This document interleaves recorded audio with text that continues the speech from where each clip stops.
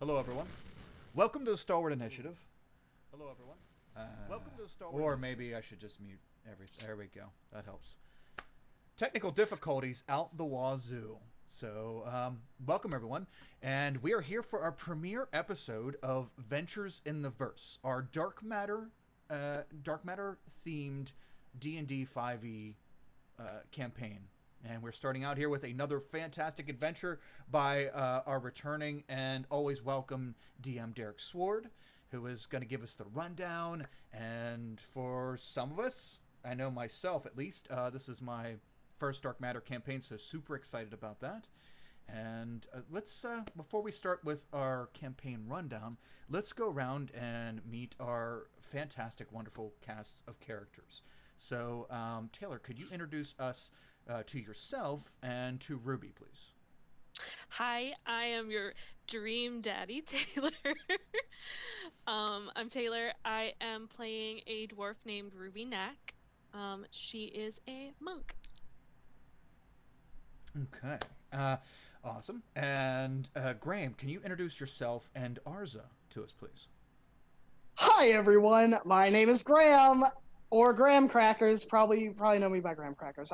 Today I am playing Arza Vosh, the Changeling Rogue. Awesome, awesome. And we'll slide on over to Katie. Katie, can you introduce yourself and Val to us, please? Hi, I'm Katie Quixotic. You probably know me from Twitter as Katie Quixotic if you're here, because I've just tweeted about it. I'm everywhere as Katie Quixotic. I am playing Val, who is a paladin. She is Kalashtar from the Eberron setting. But we are, yeah, as we said, doing dark matter, so things are a little bit different with her. But that's the basic stuff that you'll know right now. Okay, awesome, awesome. And Kyle, I'll be playing Zama, and Zama is an Aviara, and I hope I pronounced that right.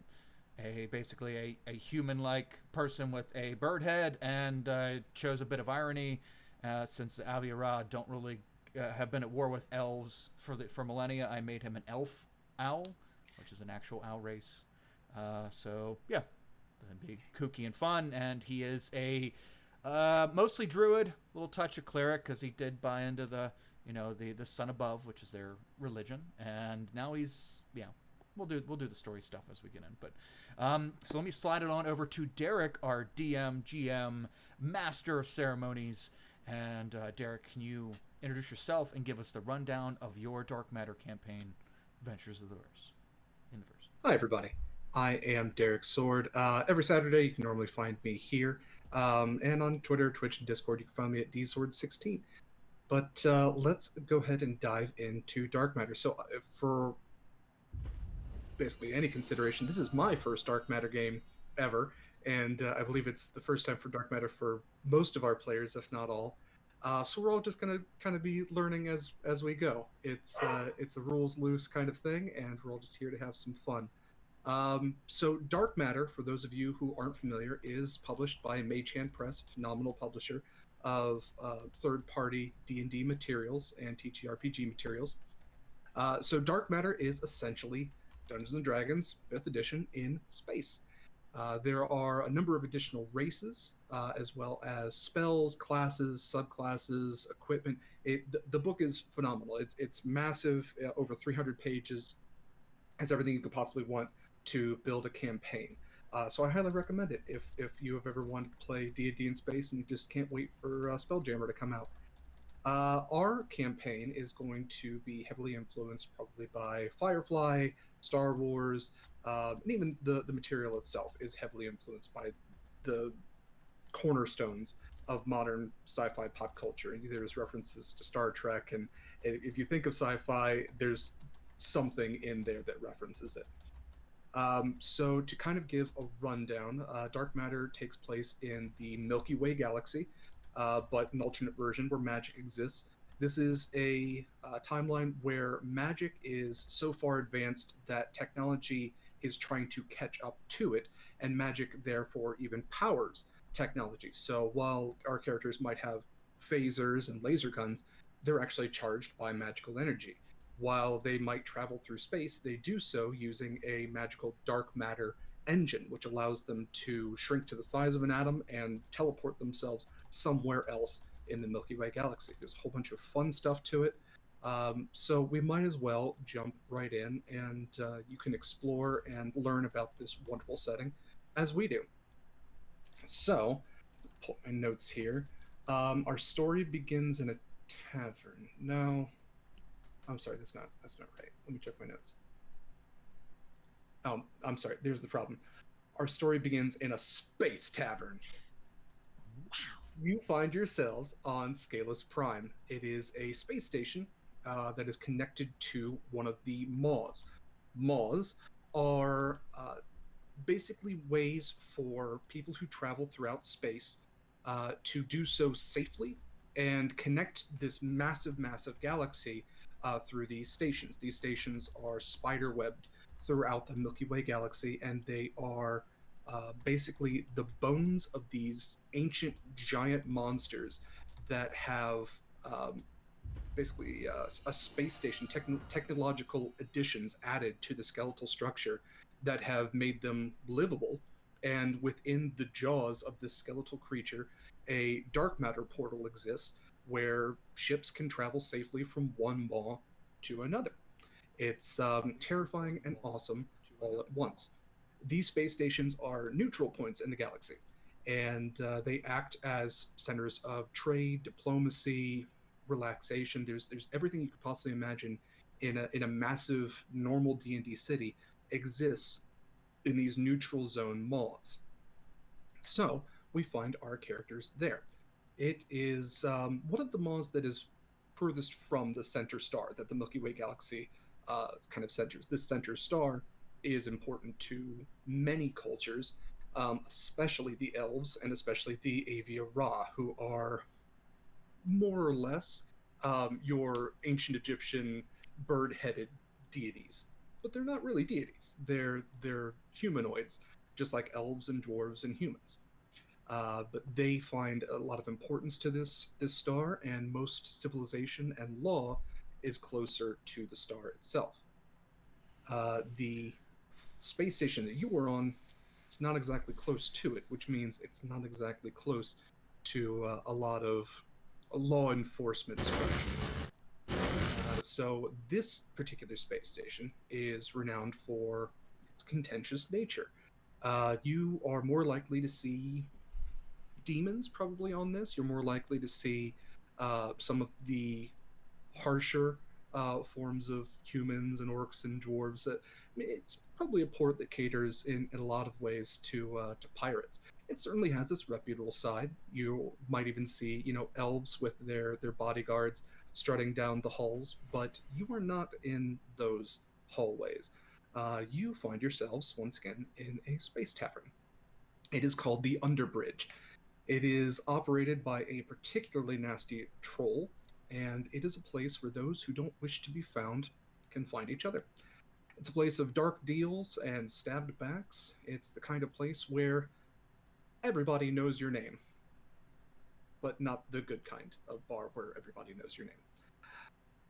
The tavern serves all kinds that come through its doors and only closes when the floor gets so bloody that you have to mop. There's a flashing neon sign above the door that once again shows the name of the bar and flashes a sour troll face beneath the stylized bridge and scroll. There's a band playing on the far end of the tavern. There's a male drow singing with a Duragar assisting on drums and two kobolds playing on accompanying guitars. All of them are wearing thick sunglasses, and the song is just wrapping up as you hear the drow sing, "My baby, she left me for a mushroom. She said I was so boring she could die. Now instead of a plate that Portobella's on a date, I guess she really wanted a fun guy. Thank you, we've been Sunlight Sensitivity." And you hear several boos come from the assembled crowd, none of whom were particularly paying attention to this song in the first place. Some bottles even go flying at the band, but they kind of smack against an invisible force field that had been set up to protect a stage that is probably regularly assaulted, from what you can gather. But you have all been summoned here, whether by whatever walks of life you tend to have found yourselves previously. You've fallen, and granted, some probably further than others, but you are sitting across from a particularly nasty individual right now, someone whose reputation certainly precedes them. So you're sitting at a table in the corner across from a large Goliath who's bedecked in all sorts of furs and a necklace of various teeth. Um, but it's not your traditional, leather barbarian. This is definitely decked out in some more futuristic armors. And this, you would know, is Volkrieg Hammertooth. You would know this because you are currently being interviewed by Volkrieg Hammertooth. Volkrieg is looking for a crew, and for one reason or another, you all have applied to be part of it. So that is where we begin. I think that I've spoken for enough at this point. So, what all are you doing in this interview? Barely paying attention. I guess Zama would be thrilled and wide-eyed. They're already very wide, being an owl person thing. Um, just staring back at the rest of the group. How long have we been together? You say? Us. You likely have all recently just met each other. This was kind of an open interview sort of thing. As you all were walking up, you did see that there were two others who had kind of sat down and were finishing their interview as you all walked up. It was a human wearing a black vest, and he had a bugbear wearing a bandolier. But they walked away. It didn't seem to have necessarily gotten the job. So you all sat down, and Volkrieg really hasn't said anything to you at this point. He's been kind of just visually assessing each of you, and you can't really get a good read of what he's thinking at this point. Can you describe the chairs? Are they chairs that can get pushed back? Space chairs. I want to know how they work. Yes. Graham, You are not reclining space chairs. This is this is more of like a circular table with semicircular booths. So you are all kind of squished into a single booth. It does open on both sides. And then Volkrieg has kind of splayed himself out on the other side, arms wrapped over the back. Those of you who are on either end probably don't find a lot of foot room as he's kind of pushed his feet to the other end of the table. Okay. So I like to think that I'm sitting like smack dab in the middle, and I'm gonna kick my boots up on top of the table. Yeah, it's probably very uncomfortable, but Yeah, absolutely. It is not a show of like it being comfortable. It is just to make everyone else less comfortable. Yeah, you it takes a second, but yeah, you work both legs kind of, and you're in the end you're kind of doing a crunch a little bit, but yeah, you've kicked your feet up on the table, and Volkrieg just kind of pushes your feet a little bit to the side so they can keep looking at your face. Yeah, so when he goes to reach for it, I'm gonna start shrinking my leg. Okay. Like to like halfling sized legs. Okay, that's deeply unsettling for everyone here.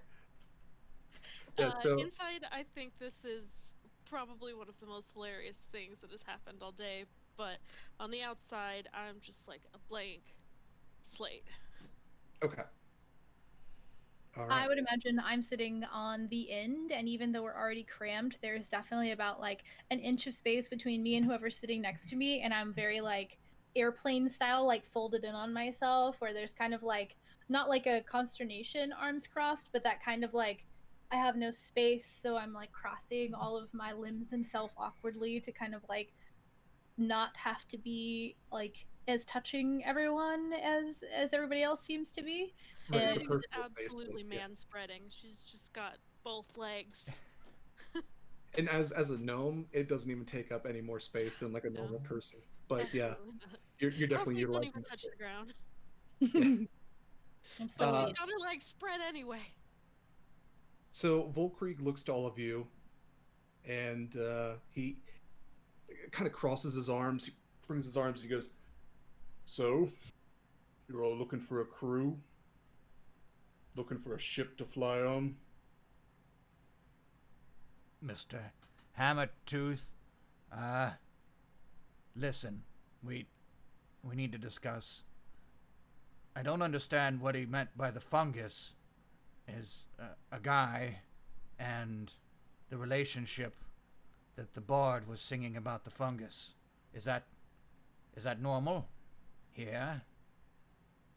Is it normal for somebody to sing about mushrooms? Yeah, what does it mean? Tell me. What does it mean? I think it was one of them play on words that if you break down fun and guy, it becomes fun guy that he was bored. I don't listen, man, I don't have their record or nothing. I couldn't tell you what Fair. the song meant, but I assumed that it was some sort of flashy song poetry. I don't know, man. I ain't bored. I Fair. hadn't realized that the song was part of the interview. Is that part of the interview? Should I have been listening to that? No, you probably shouldn't. It's better for your mental health not to listen to sunlight sensitivity. They used to go by the name Pack Tactics, but that was back when it was all kobolds. And since they got the new drow lead singer, he changed the whole thing, and it's gone downhill from there. Well, I rather liked it. It was so flashy. Yeah, I ain't here to talk about. You're right. You want to talk music. about the job, right? I'd like to fly. Please. I mean, like in a ship, or do you Job, just want me to yes, in throw a you into ship. the air? Because I could do No, that. no, I'd rather. I have been punted before. I didn't really enjoy that. I would like to fly in a ship. All right, y'all ever flown before? What? Of All right, course. you have all just literally sat down. Can I get some names from each of you? And he points to Val first. He goes, left to right. What's y'all's name? I'm Val. Very pleased to meet you. What's your experience on the ship, Val? I have worked as a translator and a mediator. I am capable in combat and generally good at establishing rapport with new individuals. All right, very good. That was You succinct. I require appreciate that. things. I look around. Is there like a dartboard anywhere? Yeah, there's probably at the far end of the room. There's probably like that game section. You see that there's some people playing cards, and there's definitely a digital dartboard where they have hard light darts that once they hit the dartboard, they can reset and they appear back in the person's hand. Okay, not a regular dartboard. I don't want to The, destroy. the board itself is regular. The darts are not. Oh, okay, perfect. Okay, in that case, I like glance around the room and I see a dartboard, and thinking that he's wanting like a display, I want to like, are there blaster holes and burn marks and stuff like that in the walls? Because this is kind of like a rough and tumble place. Plenty of them. Yeah. Then I'm just gonna like whip out the, I forget what it's called. 1 second. I guess just the repeater, because I don't want to whip out the rifle. I just like look at him and I glance around and I see one and I pull out the rifle and I'm like, and I shoot at the dartboard to try to like aim for a bullseye. Yeah, go ahead and make an attack roll. Okay. That would be a 22. Yeah, you definitely. I'm not going to make you roll damage for a dartboard, but yeah, you definitely you hit that dartboard square on and dead center in the bullseye, especially with a 22. So he kind of looks back and just nods. It's not bad, not bad at all. All right, and so who's sitting? I guess next to Val. Who's on the inside then? So I guess we determined that Arza's somehow in the middle of four. So Arza, you could be next, or I guess it could be. Yeah, I don't mind going next. Okay. Yeah, So he points then at Arza. Name? Arzavash. What was up with the weird leg thing? Are you a Well, body snatcher? Do I need to? no, I Blast you won't right now. snatch your body. Maybe your appearance, and I will shift my form into his appearance, and then back into my original form with like the regular elf-sized leg. Yeah, when you Darling, shift into his form, you kind of like push everybody aside next to you. Val almost kind of gets pushed off the seat a little bit because you've gone from slender elf to full Goliath. Darling, I can take any form I want. I will pay you to not do to not be me again. That was I hold out my palm. all right. And he takes out just here's 10 gold. Just don't, please don't. All right, I'll stow that away. I should try to describe Arza, shouldn't I? Yeah, go for it. Yeah. So Arza is garbed in like a stylish dress shirt and a tie with like a loose-fitting trench coat thrown over haphazardly. They have like an elf-like figure and a fairly androgynous appearance, from like a carefully sculpted nose, pointed ears, vibrant viridian eyes, and like lips that kind of curl into a eminent and constant smirk. Their hair reaches down to like their shoulders. Each layer of hair is like a different color of the rainbow, and a pair of goggles kind of rests nestled on their forehead. And a little tiny top hat of white and black rests crookedly nestled on their head. All right. So very for for a changeling, definitely stands out. Yeah. Okay. Well, darling, I've flown many ships in my time. Uh-huh. And you're You'll find no successful better enough with pilot. blackmail. That's clear. Oh, of course. How do you think I got this meeting? But you'll find no better pilot on this side of the Maw. I can promise you that. All right. And then he goes over and points at Ruby. Name, qualifications. I'm Monica. I have experience. Okay, so you tell me your name is Monica? Okay. I'm. It seems to have been kind of degrading ever since Val. Your experiences with ships, or you've seen a lot in life. No, I have experience with ships and with fighting and things, people, good and bad.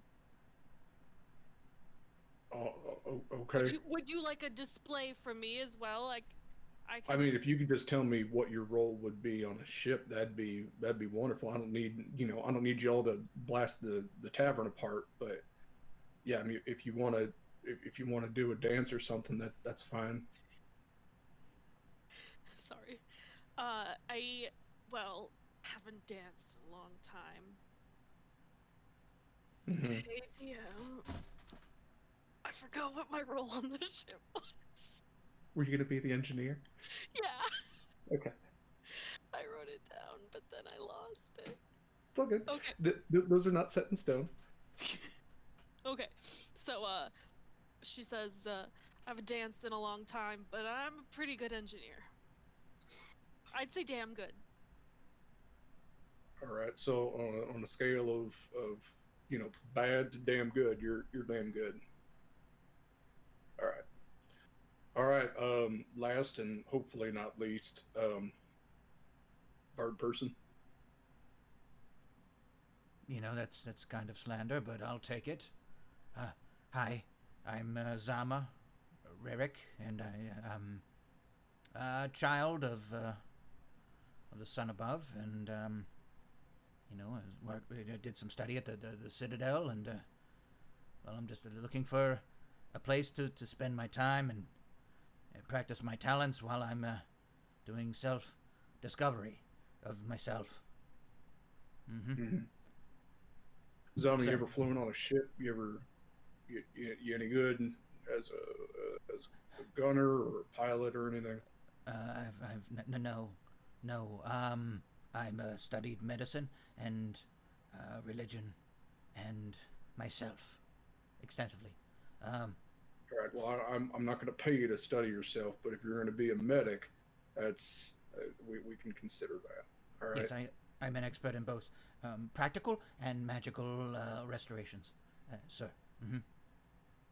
All right. Well, that's something we can work with. I'm going to be honest with you four. I have had some pretty shit candidates so far, and that's saying something considering you four. And I actually I don't mind if I offend you when I say that, because we're not going to be doing some fun stuff out there. We might have fun in the interim, but I'm hiring folks who are looking to work, and they're looking to do the dirty jobs. You know, I don't know if you know about me, but I have a bit of a reputation as a bounty hunter, as a mercenary, as somebody who does dirty jobs, and I do them dirt cheap. So if that's something you all are willing to sign up for, we got a big job coming up, and I'm looking to replace the crew that recently retired. So Is that y'all, plays on words? Did they actually retire, or did something befall them? oh no, they died. Yeah, yeah, How? painfully. Yeah. That doesn't give me information to learn how to prevent said death, but Oh no, it was totally unpreventable. Honestly, their death was eldritch and existential, and deeply disturbing to witness. It has been hard to sleep since then, but I am sure that none of that will befall any of you. So, what do you say? You willing to be the crew on the Vendetta? Probably that's the name of my ship, the Vendetta. Oh, absolutely. Sign me up. All right, you're signed up. Yeah. I will go as well. All right, 2 of 4. Got a 50% success rate. How are you two doing? I accept the job. All right. Sam. Will we have our own quarters? Yeah. Y'all got quarters. They ain't like, it's not a suite or nothing, but you got a bed with a door. The door's not on the bed. But does it function? Does it close? Yeah, the door closes. Oh, I mean, Does it good lock? Yeah, but as captain, I have the permission to access your quarters at any time and do searches if I think y'all are stealing or something. I mean, for me, we might No steal. stealing. I don't have sticky fingers. All right, well, that's good to know. All right, well, hey y'all, welcome to the crew of the Vendetta. I'm gonna go get us. I just some good want to clarify though, like, you will be on the ship, also. Yes, yeah, I'm captain of the Vendetta. You good with secrets? Yeah, and I hope y'all are as well, because that's kind of what we do is do some Tell you a secret. darker stuff. Yes. My name is not Monica.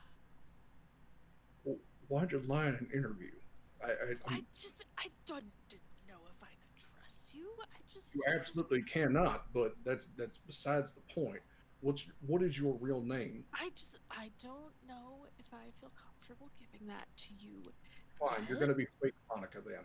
Okay, I'm fake Monica. That's my name now. Fake Monica. I just have to lay low for a while. Well, you And are this, known I feel like to this be. is a very good opportunity. Did you just make a short joke? I'm a Goliath. It is my prerogative to make short jokes about those who are smaller than me. And you, darling, are one of the smallest. At the mention of secrets and people looking for her, I'm gonna look around the tavern and see if anyone's looking at us. Yeah, go ahead. More importantly, looking at me. Yes, an equal danger for Arza. Go ahead and do a perception check. 19. Yeah. So with a 19, you can see that most of the tavern patrons are not paying any attention to you at all. However, there is one person, a human, who is dressed in kind of like a black trench coat, who is staring right at your table. Do I recognize them? You do not. Oh, that sounds so wonderful. How about we go see the ship? Oh, I would love to see these new quarters, dude.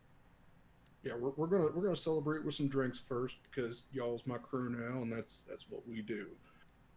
And Volkrieg kind of pounds a table and gets up and walks over to the bar and leaves you four. I'm gonna turn to Val and I'm gonna say, did I do a good job? I think you did a good job until you admitted that Monica wasn't your name. Yeah, Although- but he's gonna find out eventually, right? It's a That's true. brave character choice. I think adopting the moniker Fake Monica might lead people off of your trail because they will assume that you're being Monica and fake instead of being whomever you are and fake. That's a good idea. I just really like the name Monica. Your Monica moniker? My Monica Ooh. moniker. By the way, dear, do any of you know, and I'll kind of lower my voice, do any of you know that chap behind us? He's been staring rather intently. Okay, I'm gonna I look. figure Do I know they're him? probably looking for you. Yeah, you all look where Arza has pointed to you, and none of you seem to recognize this person. They have, I would say, an authoritarian kind of image to them that seems, even as you look at them, out of place in this rough and tumble bar. Yeah, they don't seem to have any of like identifying patches or anything. Like their coat is almost militaristic in a way, but it doesn't match what any of you would know as being kind of similar to any standing military force. Um, you do see that when you all turn and look, he immediately looks down at his drink and definitely feels like he's gotten, uh, from what you can tell, that he's directly avoiding eye contact. He is not here for me. Do I see any weapons on him? Go ahead and make a perception check. Okay. Or yeah, that's probably a perception because you're not going up to him and investigating. Yeah, I'm patting him down. Perception. Not great, but we'll give it a shot. You do not. Yeah, that's nothing. He seems to be unarmed. Perhaps he's just curious. Although there's something about him that seems out of place. I don't recognize him. Yeah. So Volkrieg comes back with kind of carrying the German beer maid style with, like, 5 drinks in one hand, and kind of slams them down and goes, "Here, this will put air on your chest, if that's what you want. I don't want to mean to judge for any of y'all, but I can't grow hair on my chest, so I try to drink this to help." I also cannot grow hair on my chest, friend. It's okay. Thank you for. I'm gonna grab it with both hands and take a sip. Yeah. I'm gonna immediately quaff the entire mug. Yeah, for Ruby especially, it's very much like a hobbit finding out that they have pints, and yeah, just both hands, and it's kind of spilling out the sides a little bit. But I come up with a foam mustache. I'm gonna take some trail mix out of my pouch and dump the trail mix into the beer and swoosh it around a little bit. that is That's interesting. an odd thing to do. Sorry, I don't like to drink this stuff, but I want to partake in the celebration with everybody like normal people. So I will I'll eat the trail mix when it has the booze in it. Mm-hmm. Does it taste good? Awful, absolutely awful. The trail mix is awful, but the drink is awful. Oh, the drink, the drink, madam, not the trail mix. The trail mix is part of life. It's giving nature, and it's to offset the awfulness of your drink. So just to clarify, this won't, in fact, unless desired, grow hair on our bodies. Yeah, no, it's always just wishful thinking. It is dwarven ale, so I believe that they do advertise this particular brand will help you grow your beard longer, but I think it's all placebo effect, if I'm being honest. She takes a drink. Yep. Do you feel your hair growing? I've never felt my hair grow. That's fair. I don't feel anything. That means the drink is working. That means the drink is working. So he kind of notices that you all have been kind of taking glances towards this trench coat individual. He says, your all drinks okay? You keep staring over at the bar. Well, I'm usually more inclined to something a little more sugary, but also there's a human over there. Uh-huh. Yeah. Yeah. Oh, he's shady. He's been staring at the table.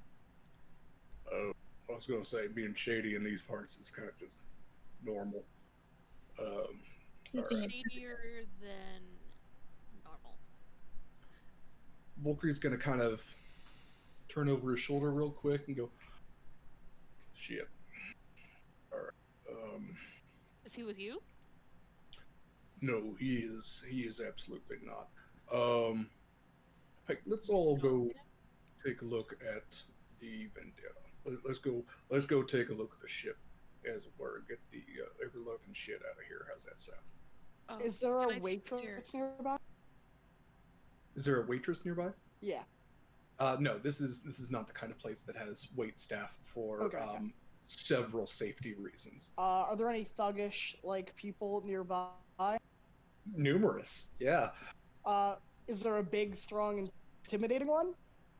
You're sitting right across from one, but if you're looking for another, For sure. a different one. Yeah, no, there's an intimidating troll behind the bar. There's intimidating bugbears and orcs, and there's intimidating gnomes in this place. Everybody here is like that scene from SpongeBob where everybody just has bigger and bigger muscles. Okay. I'm gonna walk up to the troll, Okay. and I've still got the extra 10 gold I just made off doing nothing. And Yeah. I'll give him the widest grin, like a Cheshire grin. Hello there. What? You look like the type of guy that's, or ma'am, that's in the interest for some extra gold. And a few extra drinks. Yeah, I'm a lady. My name's Ol. Do you? Are you just gonna give me gold? Because yes, I will take your gold. Well, I have a friend here that my friends are planning a birthday party for, and we'd really like them not to follow us to the ship until we've finished preparations. If you could delay them, I would be happy to pay you. You want me to kill him? Is that what you're asking? Oh, no, you just need to keep them from following me. So kill them. If you want. Oh, see now, you're changing the story. No, it depends. I mean, it's 100 gold to murder somebody, 500 to murder them quietly. I mean, What about what are your rates looking like? 10 gold to just keep them in this room for 20 minutes? All right, Nope. you know what? I can do that. And she holds out her very nasty troll hand that's covered in warts and bumps and everything else. Does not phase Arza, plops the 10 gold in her hand, points to the guy, the human, and goes, "That's the one? Good luck." And I'm gonna dip out, and I'm assuming at this point my companions are starting to fizzle out, and I'm just gonna tag along. You will watch as Arza goes over to the bar, has this short conversation with this troll, and as Arza starts walking back, you see the troll kind of goes to the far end of the bar, and there's a big red button kind of pressed into the wall, and she smacks it, and instantly the lights start flashing, and you start hearing shots, shots, and then she goes, "Hey everybody, it's shot time. Shots are only a credit. Come on in and get shots." And everybody just starts like kind of crowding the bar, and this human, it gets very quickly kind of overwhelmed by a series of large, nasty, like armpits reaching into and over his head to get the first shots. And if you all want to dip out, this is probably your best chance. Slightly Alright. enthralled. I'm slightly enthralled by the shots chant, but I think once I see that once Samuel sees that he's being left behind, then it's shots. Yeah, and file out behind everybody else. Everybody. Everybody, yes, except for all of you. You all exit the underbridge, and you pass by the neon sign, and once again you are in the hallways of the Maw. And Volkrieg is kind of at a quick pace, leading was like, all right, come on, let's get. I'm parked on the just down this way. And he points down the hallway and is kind of leading you all. As you all are kind of rushing down the hallway, you get to a kind of a right angle turn point. And just as you make the turn, you come face to face with a small squad of, I would say, not necessarily similarly dressed, but they are armored soldiers who are wearing kind of like gray and black, no insignias, no symbols on them, helmeted faces and everything. And they take one look at Volkrieg and just shout, "Fire!" And at this point, we're going to roll for initiative. It's not very nice. Well, that didn't take long. Yeah. This Volkrieg fellow. You know, we've got good friends. We've got friends. Hey, look. Do we need an icon to click to roll initiative? No, I'll keep track of it. Just Okay. Hey, look out here. They also have shots. Yeah. Everybody. 7.14, Katie. Oh, if you have it set to put your like dexterity. So the way you're supposed to, if two people roll the same number, you're supposed to determine who goes first by whoever has the higher dex. So there's a way in Roll20 to activate the dexterity modifier to add on the end. So it always says point what your dexterity is. So you can determine tiebreakers easily. Yeah. Okay. All right. I did not know that. So for instance, there's 2 9s there. Kyle, Graham will what's go. your deck? You'll go first. Your modifier down there's 5. Mine's only 3. Okay. You can see it next to the word too, in light Yeah. print. So, and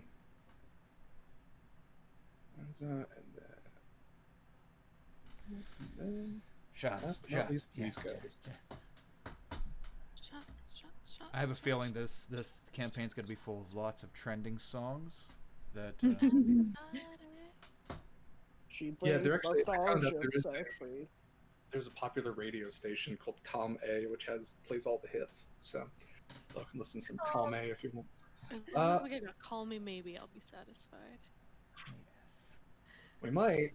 All right, Taylor, you are up first. What would you like to do? You have, there are 4 of these guys standing right in front of you, have all aimed at you, and you are probably about 30 feet from them. You kind of just turned around this corner.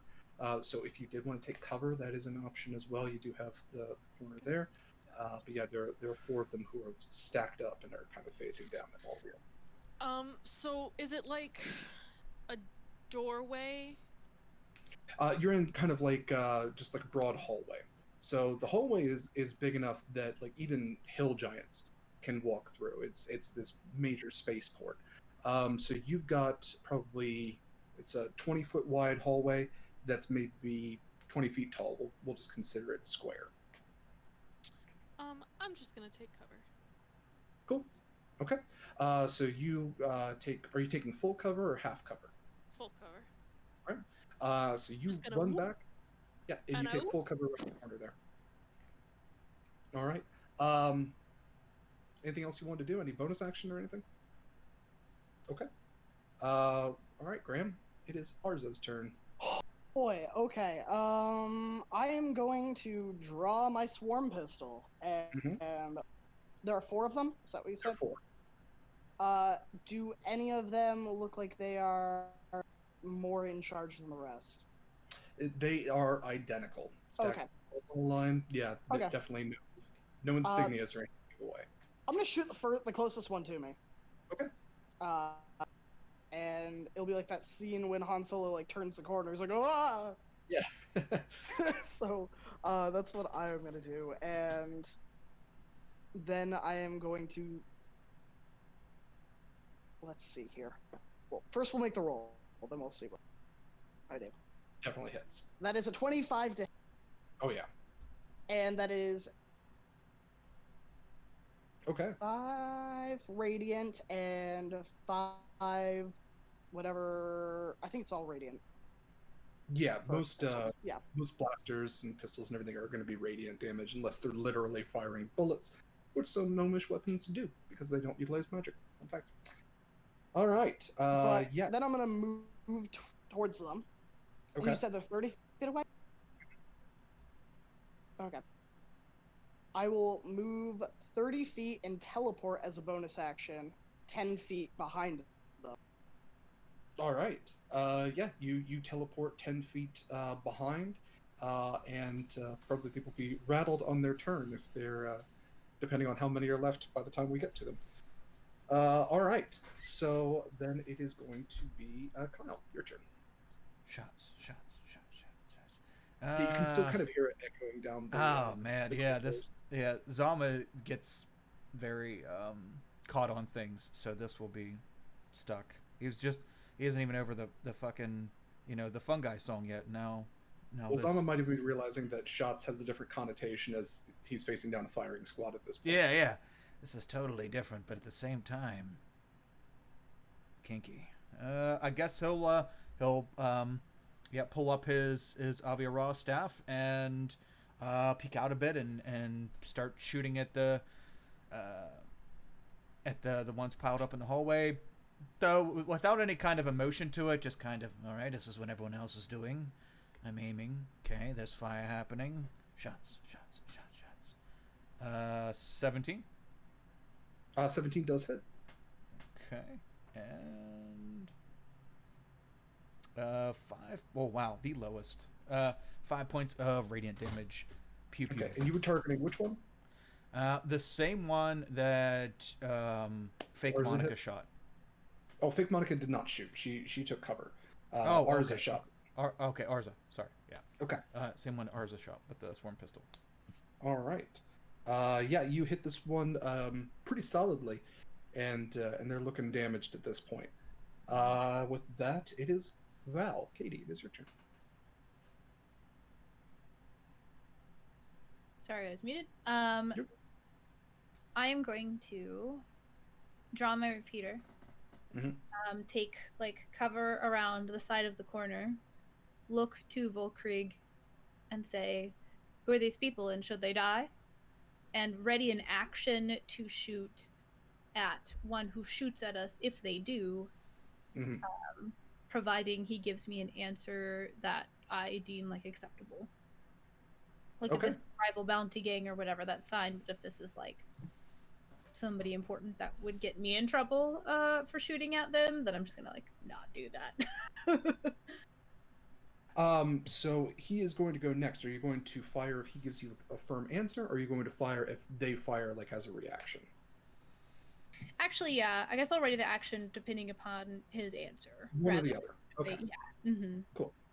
All right. So you have half cover then if you're prepping to fire, and it is Volkrieg's turn, and he will look at you and go, "Yeah, shoot them. They're gonna shoot us. Hell." And he is going to use his turn to throw a concussion grenade. He has a bandolier strapped across his chest that has a number of concussion grenades, and he kind of rips one off, and you hear it start beeping as it activates. And I did not get a chance to create a sheet for him, so we're just gonna roll some. We're gonna roll some dice. Okay. Even with the +5, that's not gonna do anything. So he throws the concussion grenade, and it just kind of beeps, and as it hits the ground, it just kind of you see a small little electrical sizzle come out of it. It goes, "God damn it, that was a dud." All right, well, next thing's next, and he pulls from his back an ion cannon, and he is going to make a ranged weapon attack with that. Oof, what the fuck, Volkrieg? Yeah, he's as he brings the ion cannon around, he accidentally fires up into the ceiling, and he goes, "Well, that blew my shot. Damn it. Yeah, Val, shoot him, please, because apparently I can't." Yeah, that seems reasonable enough. If whatever, that she'll accept that this time. But she's aiming for knees, not she's aiming for non-crucial points, but she's definitely gonna shoot. Sure. Oh, that's a 6. Okay. Yeah, I think Val's probably thrown off by Volkrieg at this point. Maybe when he shot the ceiling, some smoke and dust kind of fell down, and she tries to take a shot, but just the view's distorted at this point. It's you know what, that one's on me. That is 100% on Volkrieg, and I'm going to reassess myself, and let's try to kill these guys. All right, In fact, cool. I think after she watches him attack and miss, she thinks like, "Oh, we aren't trying to harm them. We're trying to cause them to want to leave like a warning shot." And so it's literally just like shooting at the ground. Yeah. Yeah, after one of them's already been shot twice, Val's taking warning shots. Yeah. All right, these guys are going to take carbine attacks. They are going to take 2 each. So 2 of these are going towards Volkrieg, and neither of those were hit. 2 of these are going towards Zama. Oh, sorry, I don't think we're supposed to hit them. It doesn't look like anyone's hitting. Oh, never mind. Yeah, as I'm trying to talk to Arza about, wait, maybe we're doing the wrong thing, because nobody's hitting anybody. 18 will hit me, I'm sure. Okay. Yes. So you will take 11 radiant damage from that. Wait, and then one of them is going to fire at Arza. The other one is going to try firing at Val, who is partially exposed. So the one at Val will have disadvantage. Arza's first. And so does an 11 hit Arza? Nope. And does a 13 hit Val? All right. Well, I'm sorry, Kyle. You really took damage off that. So that'll be the end of their turn. We're back to the top with Taylor.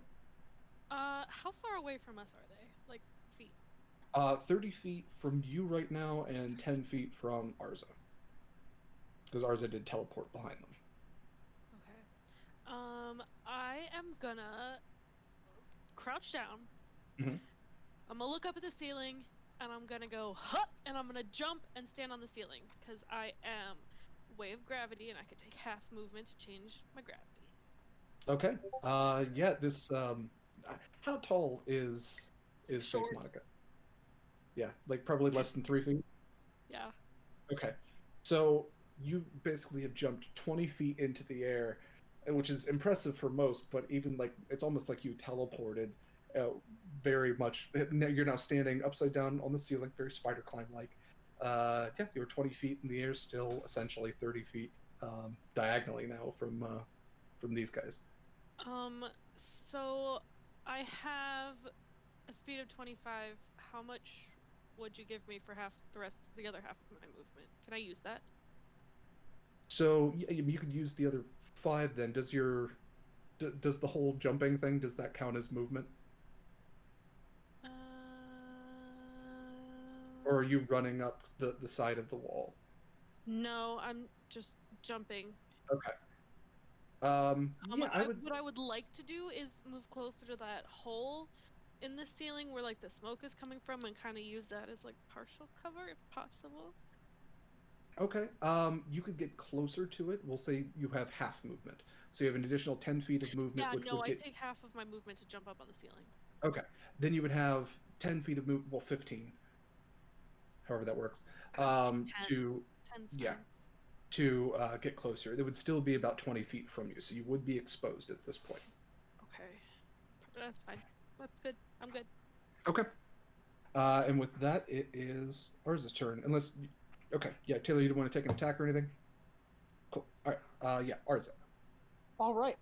So now that I'm past them, what does it look like? Is there a bend? Is there anything I can get behind cover? It is straight shot from behind them. They've tried to essentially cut you off at the pass.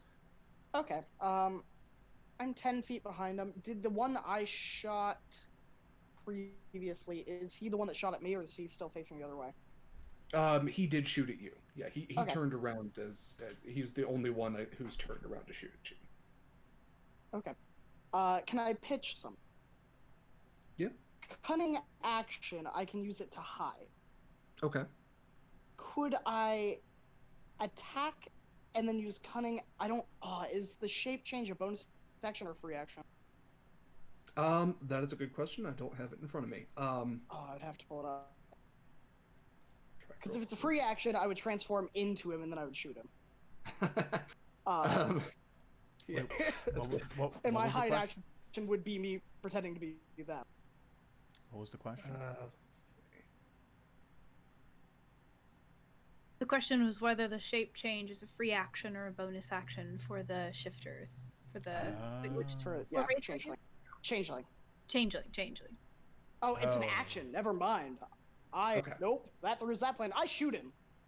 Okay. That's what I go with. Is I shoot him, and then I am going to use the dash action with my cunning action to go as far away from them as I can. Okay. Go ahead and shoot. Does a 25 hit? It certainly does. Man, roll 20 is preventing me from rolling my damage for some reason. So I will do it the old-fashioned way of 2d4 plus 5. There you go. You got 10. Nice. All right.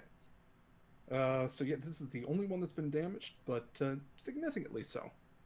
And with that, we're back to Kyle. Okay, now that I fixed my AC, although it still would have hit me last time. Yeah, Zama's pretty injured. That's 12 as a 0 con person is over half my health. So I'm going to walk over to, maybe haphazardly, like walk over to holding my wound on my torso. Walk over to Volkrieg and show him the wound in the middle of combat. Tap him on the shoulder. Excuse me, sir. This is a battle wound, and I would like to, as part of my application, I would like to show you, I can heal it, and I'm gonna cast Cure Wounds on myself. Okay. And I'm gonna make a spraying sound, but like it's not good. It's just gonna go through my beak, just while I'm casting the spell, just to add special flair. And I'll cast Cure Wounds at level 1. And Alright. heal, 5 of those hit points. Yeah. He looks at you and he says, Zama, I want you to know that if we die today, that is going to be the weirdest thing that happened to me all day long. So thank you for that. I'll do it to you too. Don't worry. When you fall down, I'll spray you. I'll hose you. I got you. I got you, homie. I got you. Can I shout weirder than fake Monica? It's a competition. But yeah, I mean, you're on the ceiling right now. You know what? All right, back to the fight. And with that, it's going to be Val. She's just looking around. Like at this point, she's like, clearly I've misunderstood how these things are supposed to go, but I think he was explaining that he intended to hit them, so I'm going to try to hit them this time. And I'll take another shot with my repeater. This is training day. Oh my gosh, is that a second two? That's the Another second 6 that I rolled. Dang. Oh my gosh. So I shoot. I try to shoot this time, but I'm still kind of like, I don't want to shoot them in the chest. And so I try to shoot for like a leg and I miss, and I'm just like, huh. It's never happened to me before. Yeah, it goes directly through the legs and like narrowly misses a fleeing Arza. Okay. Sorry about that. And like duck back around the corner. Any bonus action or anything? Don't think I have. Wait, is Arza still kind of like out in the open? I mean, I'm like 60 feet past them now. Or 70 Yeah, so technically. Arza is 70 feet because 60 with the dash. yes, ours is 100 feet from you right now. Yeah, I think Arza's fine. So that's all I'm doing at this juncture. Okay. Did he tell us where he had parked the ship? No, Okay. he was leading you. You were just fleeing into the maw. All right, it is Volkrig's turn. He is going to try another concussion grenade, which I have it pulled up here for these guys. I might as well just do that. I just love our first battle is very stormtrooper-y, just like Yeah, this is very protagonist. This is very G.I. Joe. Everybody's shooting at each other and everyone's missing. All right, so he is going to miss on that. Another dud. And he will take a shot. Hey, the ion cannon actually hits. Thank God. So he is going to fire. It is going to hit 2 of them. And he is going to do 2d6. All right, so he is going to do 7 damage to 2 of them. And it is now their turn. They are going to take another series of carbine attacks. So 2 more of these are going towards Volkrieg. one of them's going to hit. All right, so he is going to take 15 points of damage. 2 more are coming towards Zama. Oh dear. So that one's going to hit. So you'll take 10. And then I'm going to say that 2 are going towards the fleeing Arza. So both of those will hit, I assume? Yeah. Okay. Actually, you are 100 feet away. What is range on the... I don't think it would matter because even with disadvantage, a 20 and a 16 will both hit. Oh, they both do? Okay. Yeah. All right. So that 27? That is exactly my HP. Okay.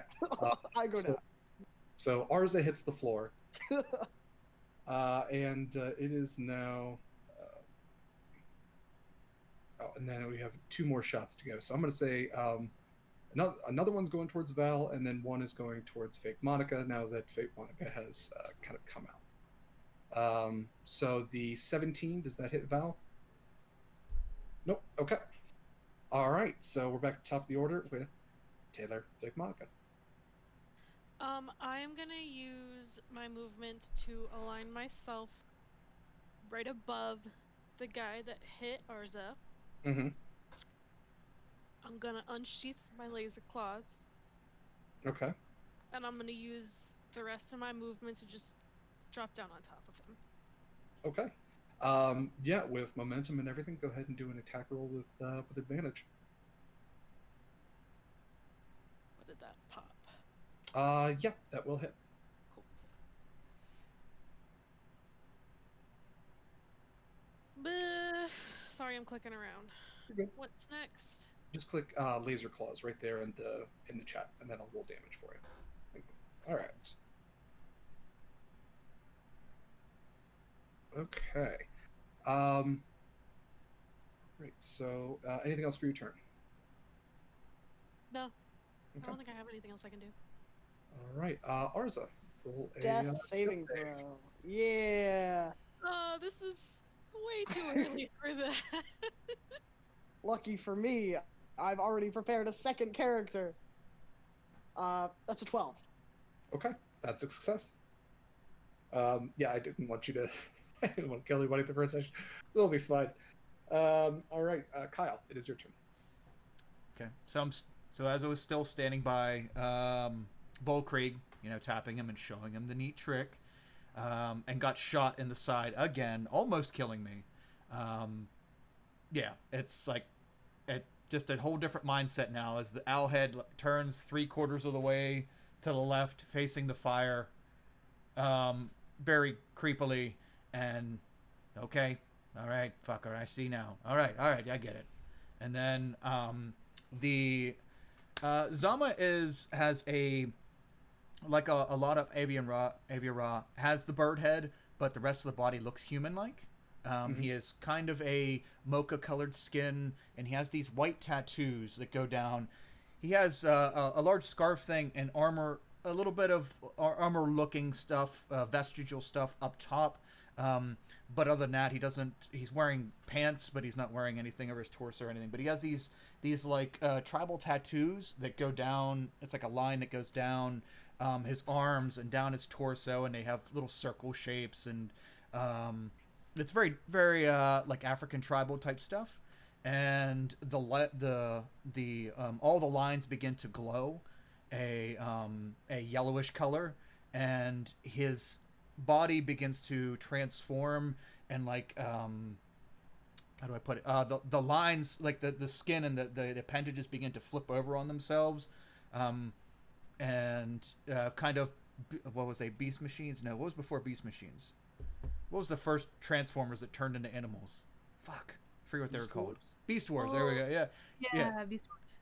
And he transforms himself into a regular humanoid shaped robot as the different parts of him and these lines begin to flip over on themselves, and the magic flows through them, and he transforms into a robot looking thing that has a blaster for one of the from the wrist down on the one side. Use my bonus action to do my circle of configurations transformation and go into construct form, and then I blast the one that just shot me. Okay. And Yeah, so this is a new subclass for druids. It is Circle of Configuration, which essentially turns you into a transformer. Yeah, go ahead and take that shot.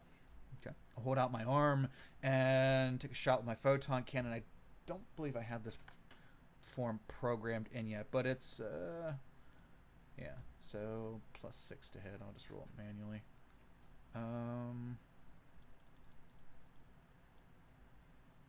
Yeah, that hits. Okay, and that is 2d8. I don't think there's any. Yeah, there's no kind of bonus on the damage there. I don't think. You can add your dexterity if you want.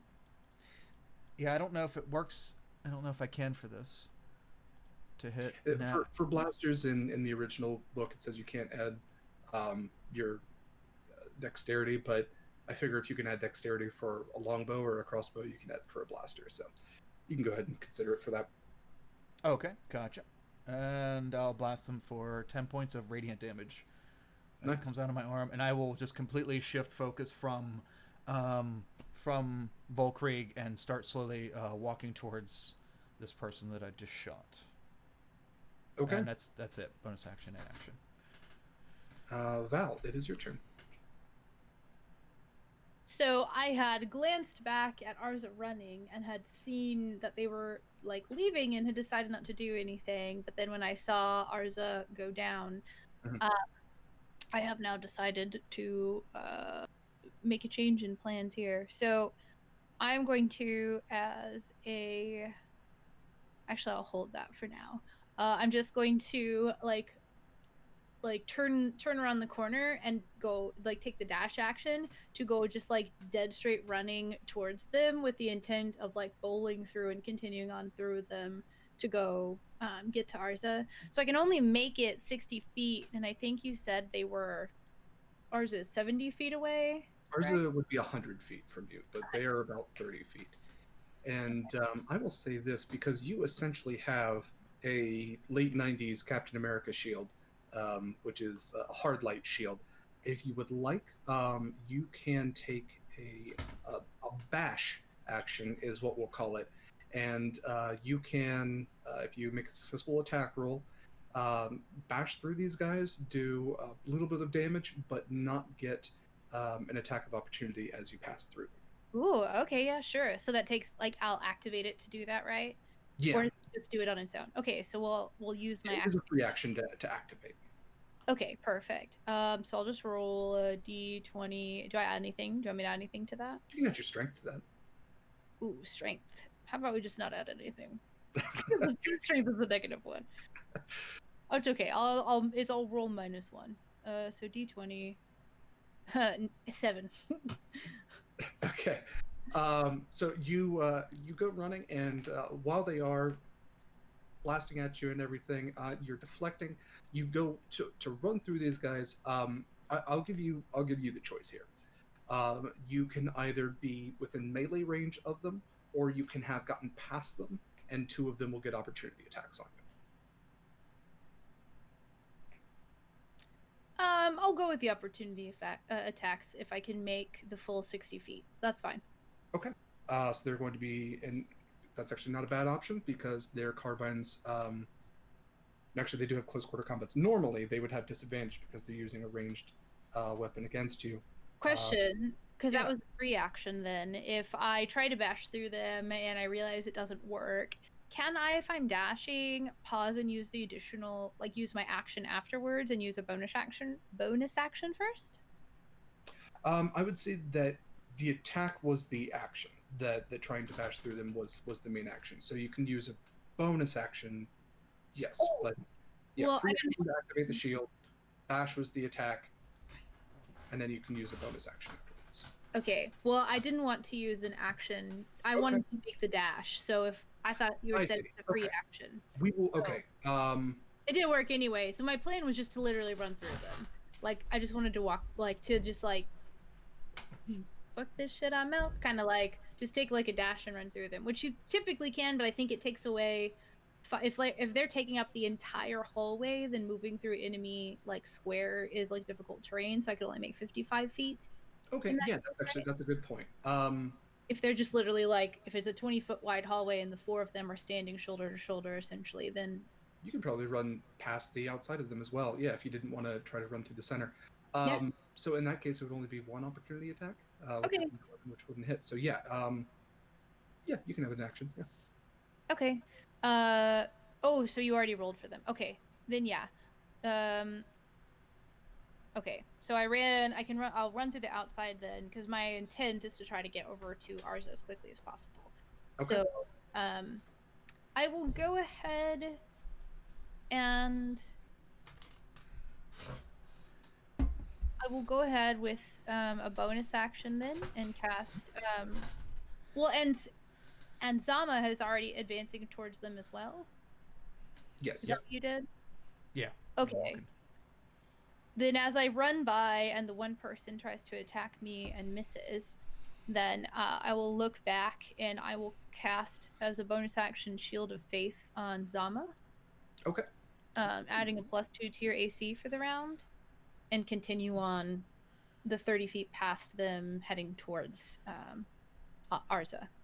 Oh, you have no idea how awesome that is at the moment. So you are just about 40 feet from Arza then, if you move the 60.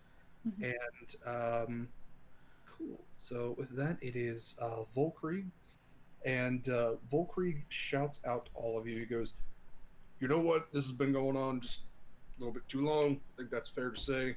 I didn't want to use this unless I had to, but I think I have to.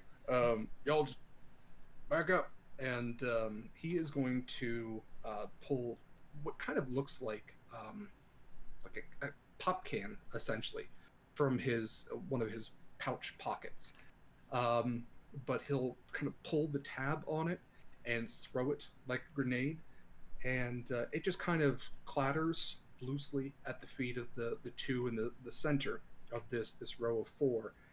And then you kind of see what looks like this gray liquid start to spill out of it, and all of a sudden it is kind of like running up the legs of these guys, and you're watching as the armor on them is like starting to deteriorate and break down. And he goes, "All right, well, y'all, let's get going. That'll keep him busy for a second." And he is going to use the rest of his action to run past them. And they have now been, it is now their turn. And they are trying to fight off some deconstructive nanobots that are now covering all of them and breaking apart their gear. And so we will consider you all out of combat right now.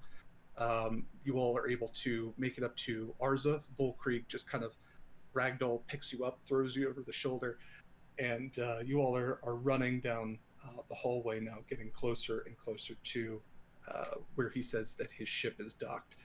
Is there anything any of you wanted to do as you're running along? Do I need to keep making death saving throws?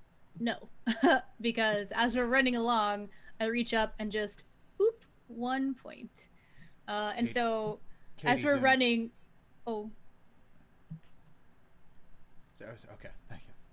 I unmuted myself in the wrong place. I'm sorry. It's all good. It's all good. Zoom keeps doing the like, you're muted. And I'm like, right, I need to unmute myself. So no, you don't need to roll, because as we're running, I'm just gonna reach up and I'll touch Arza kind of like on like the shoulder blade area. And there's this little glow that happens for just a moment. That's like a dark violet wreath around, or excuse me, a white sort of like goldish wreath around a sort of like dark violet center that kind of like pulses out, and you will receive 1 hit point. All right. As a reaction to the can popping and stuff coming out of it, Ruby's gonna go and jump on the ceiling and then like run along the ceiling with you guys. Okay. So after a little while, Volkreed kind of notices that your little legs aren't really keeping up as well. He goes, "Hey, Fake Monica, if you want to hit the ride, I don't want anybody, no man left behind." Oh boy, do I! I'm just gonna drop down on his shoulders. Okay. So he is now carrying Arza on one shoulder, who has been booped back to life. I'm gonna pretend that I'm still unconscious. Get a free ride. Okay. If you need a deception check, I will roll it. That's okay. So Val, Roll to see if you find this kinky. nope, that's not what we're doing in this game. Save that for the McElroys. So Val, you absolutely, the magic worked, and like you watch as Arza goes and just kind of like lays back down. Yeah, before too long, you have gotten to one of the docking points. The way that ships dock in dark matter, for the best I'm able to tell, it's not the Star Wars way where there's kind of like that blue shield and everything's lined up very carrier ship like. Every ship has an umbilicus, which then connects to a docking point. So you get to one of these metal doors that has a keypad next to it, and Volkreed sets down Arza, and he goes to the keypad and he types in a number, and it flashes red, and he goes, "Shit!" And he tries it again, and it flashes red. He goes, I think that they've locked all the docking points. Any you good at hacking or anything? I can. I'm still in like robot form, so I will say in like a very monotone. I can speak with all machines and code language. Yes. I don't know about hacking, but if it's willing to speak with me, I can speak with it. All right. Well, chit chat with the box there, Birdman, and we got to get on this ship real quick. I'd just like to clarify. I'm like still on his shoulder, right? Yes. He's Yeah, you're the still strong out person. there. I'm gonna tap him on the head and be like, "Hey, that doesn't look very good. That doesn't look What doesn't look good? red. It lit up red. I don't think it's working." Thank you. Thank you. And so Zama, what are you doing to So, interface? I'm going to ask you this as a DM. I have something called machine code, and you gain the ability to speak the native code language of machines. You can use this language to interact with arcane terminals and ship computers from range, and communicate with constructs even if you don't share a language. That's absolutely what this is. You are basically R2D2ing this device. You are conversing with the ship's computer, with the Maw computer at this point, and trying to convince it. So we'll say roll a persuasion check. Hello, friend. How are you? Unless you're trying to intimidate, you can or deceive.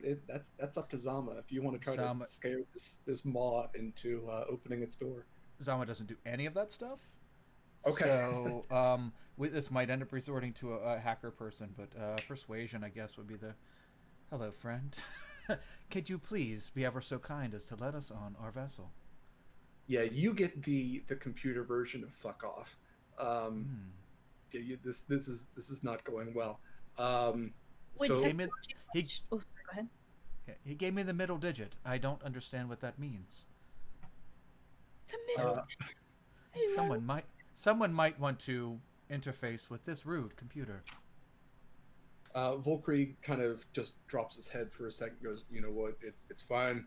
I've got something that I think can do this. Just y'all, if any of those other folks show up, you need to hold them off. And he's going to pull out a. Before he does that, is technology data hacking? Yeah, absolutely. Okay, so it's not sleight of hand.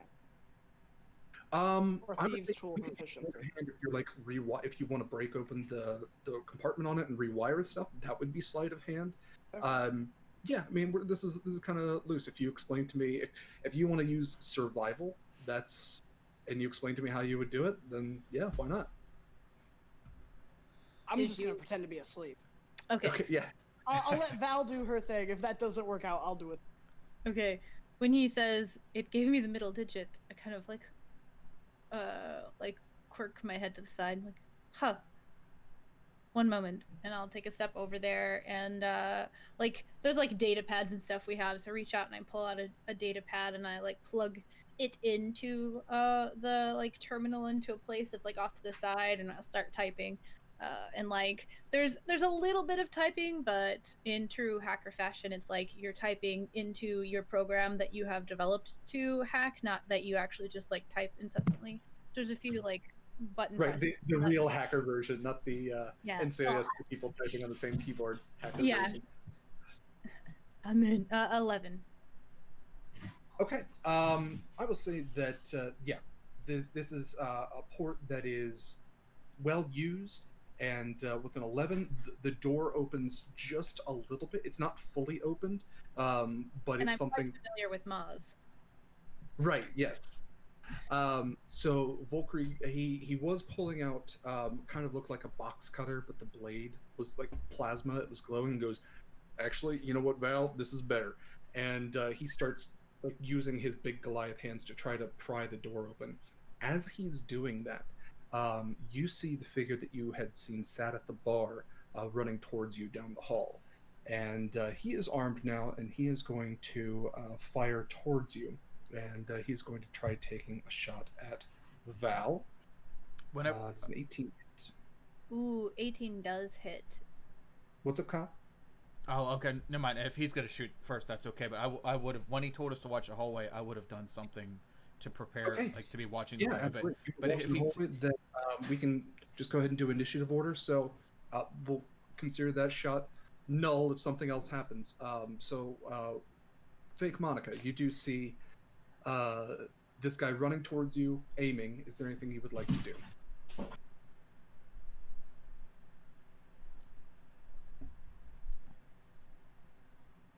muted. Muted. You're muted, Tay. What?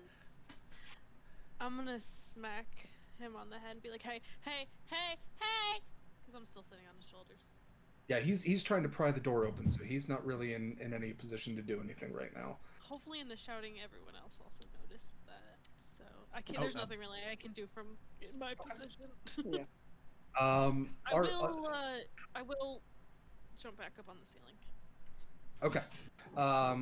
Arza, you are prone, laying on the ground, pretending to be dead. I was still being carried. He put you No, down to pry the door open. Oh, Yeah. okay. I'm just gonna shoot from the ground. I don't see why not. Do I still have my swarm pistol? Yeah. Can I overheat it to fire twice? Yeah. Okay. Hopefully I don't miss. So these will be at disadvantage. Yes. Okay. So a 11 for the first one, 11 does not hit. and a 14 for the second. A 14 does not hit. So Okay. you overload your pistol, and it just kind of overloads a little too much. You try taking the 2 shots, and it just sizzles a little bit, and you don't actually get the shots off towards this guy. Okay. Can I fit through the door with how pried it is? I would say that it's probably not pried enough for even fake Monica, to get through. Okay. Then I was actually I'm gonna stay sitting down. Why would I get up and let this guy get fair shots at me? Yeah, as of right now, yeah, you essentially are not a target. But Val, can I cunning action hide and pretend to be unconscious and that the shots didn't come from me? Sure, yeah, you can hide behind Volkrieg. We'll say that gives you full cover with how big he is. Well, that's an 11 stealth. Yeah, so you're protected from damage, not from sight. All right, Val, is there anything you would like to do? I would think if we were going in initiative, then my turn was taken by doing the hacking, because this is all kind of happening simultaneously. I would think, right? The door opened, and then he started running down the hall. So if you want, okay. you have an action. Yeah, if I saw him coming when he was running at us, did he have his pistol out? Oh yeah. This Okay. guy's running and firing, so Yep. he will also have disadvantages. He's running and shooting at you. I guess I should have. Yeah. Then I will take a shot at him. Nice. A 12 this time. I still miss, but it's not a 6, so that's nice. It's double that. You're doing twice as well now. Ooh, and I just look at the thing, and in my head I think, clearly I must have done something to this when I shot at that dartboard. It's just We might need to look at some repairs. Yeah, the dartboard shot was so good. I know, it's the only good shot I've had. We know you can do it. It's roll 20, just punishing you for that one good, This is useless my hit. life. I continue to play games that require dice, and I love the random element, and the dice always do this to me, so it's fine. So just You're kind of that person that was so successful in the interview, and then when the job comes up, you're just like, I forgot.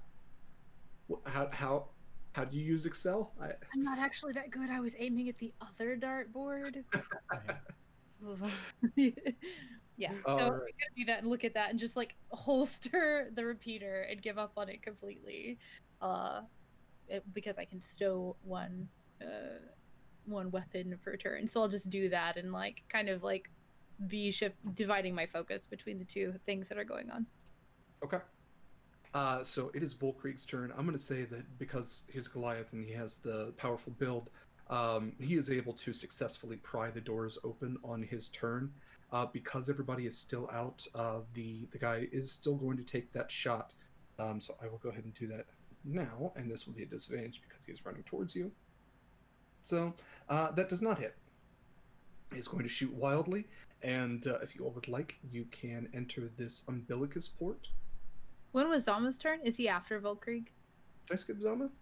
I did. I'm sorry. Zama was before you, Val. So, Kyle, yes. Is there something you would like to do? I'm sorry. Oh, that's okay. Well, as soon as that's okay. I just didn't want to interrupt. After Volkrieg told us to watch the hallway, I would have, because this is training day. This is my assumption. What training day is like. Everything is a test. This is all orchestrated. You know. Yeah. Okay. Gotcha. So that means there's something going to be coming to test us. So, still in construct form, I would have took a couple steps in front of the group, and then used my bonus action, which we weren't in combat at that point, but I would have turned into turret configuration. So I would have like put my arms together and like started folding down into a almost pyramid shaped turret, with both my arms as the cannon as opposed to just the one. And that drops my movement speed to 0, but allows me to make a bigger attack and a second attack as a bonus action. So that's why I was saying, like, as this guy, if this was after Volkrieg said to watch the hallway, I would have definitely been doing that, because that was my prerogative, is to impress him at this point. So yeah, so we can actually consider that just a ready to action then. So yeah, if you just want to fire at this guy, absolutely. All right, I'll take the turret shot and then the bonus action turret shot, and that'll be it because I can't move. Where my dice at? Where my dice at? There we go. Oh yeah, that's right. Okay. So first shot. Yeah, definitely hits. It's 2D. Derek, I don't think I'm supposed to add my modifier to this because they put the modifier on when I go into the form where I use melee, but they don't have it on for these shots, so I think I'm not supposed to have it. But like I said, they do the same thing for any blaster shots, and so if you're essentially just becoming a blaster. So even if you were to use a blaster, we're still going to use your dexterity modifier for that, because it makes sense. You're aiming at something, and so just go ahead and use your. Yeah, I most certainly won't argue with you. I wouldn't dare. Just wanted to point that out. Didn't want to cheat the system. No, you're all good. Okay. Yeah, so like I said, in the book, it's because blasters in general do more damage, so they're trying to kind of balance that out. But it's still a gun. It's basically a crossbow bolt, or a crossbow that fires, a bolt of energy instead of an actual bolt. Well, it is the only thing I can do too, because I can't cast spells while I'm in this form or anything like that. So right. I guess that makes sense. Okay. First shot is 19 damage. Finally, some good damage. Second shot misses. So just and first one hitting, second one not. Okay. You blast this guy and kind of get him in the shoulder. You see the trench coat is kind of blasted away, and he's wearing very similar armor to what the soldiers you encountered previously were, kind of like wearing it under. But his face is exposed and definitely pretty angry. But yes, we're now to end of initiative order. If you would like to get in the umbilicus port, you all can. This guy is still, several dozen feet away from you at this point. Can I just say that I discovered just now that I hate the word umbilicus port? I'm sorry. That's just awful. What's No, that you can better keep word? calling it that. It's fine. As she's running in, I'd like to say, like, what do you want? Yeah, you yell that as Volkreek reaches down, kind of swoops up, scoop. Yeah, Volkreek does a scoop for Arza, and kind of tucks him under the arm, and then kicks the other side of the data entry point so that the doors then kind of close shut with a slam. And yeah, you've got a short metal kind of like walkway that leads towards the ship, and it does have window views where you can see a very, what's the best word for it, intimidating ship. It is a personal size ship, so it is about, I believe it's 200 feet is a personal size ship. So we're talking probably Millennium Falcon sized or Serenity sized for Firefly fans. Firefly fans, that was the word. But it has a very Boba Fett vibe to it. It even has like the green and kind of like muddy brown red coloring to it, and seems to definitely it's intimidating in form. In addition to the blasters that are on it, the auto turrets that are attached to it, and you will get into the ship, which has certain musk to the inside of it. Probably has not set down on a fresh air planet in quite some time. And it's got that very stale, recycled oxygen smell to it, in addition to what you imagine is probably Volkreek's just natural scent. But he kind of looks to all of you, goes, "All right, I don't care who does what, but engineers, start prepping us for a void jump. We need to get the hell out of this place. That's definitely not the end of them. I need one or two of you on guns, and I guess I got to wake up Arza here to be a pilot. But yeah, just go do it." And I do that, and as I sit down on my seat, I say, "She's a stinky girl, isn't she?" who's a stinky girl? The ship. Ship. The Oh, ship. the Vendetta has an aroma that I find pleasing, but yeah, I don't want. No, you know what? You're part of the crew now. No back talk. I don't want no effing mutinies or nothing. Nothing but love for this stinky, stinky girl. Wonderful map, and I am ready to leave. Let's go now. And I'm gonna get myself up, dust myself off, and just Oh, so you're like still tucked under his arm, and you just go, "Oh, well, things are great." All right. Yeah, he plops you down in the pilot's seat, and there is a captain's chair, which is behind. And he takes the seat at the captain's chair. Arza takes a seat at pilot. Fake Monica takes a seat as engineer, and he says, "All right, we got 2 auto turrets. If y'all wanna use those, I'd appreciate it, because like I said, I'm sure that that wasn't the end of them." Yes, I will assume that position, although I haven't made much gourd of myself during this battle. It's, You tried your best. yeah, it's you Not know, your fault you missed, honestly. Yeah, I missed too. It's all right. Wait, so was there I are. the only one that hit? No. I think No, I dropped down from the ceiling. No, sir. Wolverine. I did. down. You were still on the ceiling when I passed. Oh yeah, no, I jumped down from the ceiling and I just went. It was really cool. I wish you had done that before I got shot. I wasn't close enough. I'm gonna just start throttling the ship. Oh, what I kind of should have. Huh? So, Taylor, is your character prepping for a void jump then? Yeah. Okay. That will take 1 minute. So essentially 10 turns of combat. And I'm gonna count down the whole time. you what? I'm gonna count down from 60 the whole time. Okay. All right. So you have prepped for a void jump. Val is going to a gunner station. Is Zama?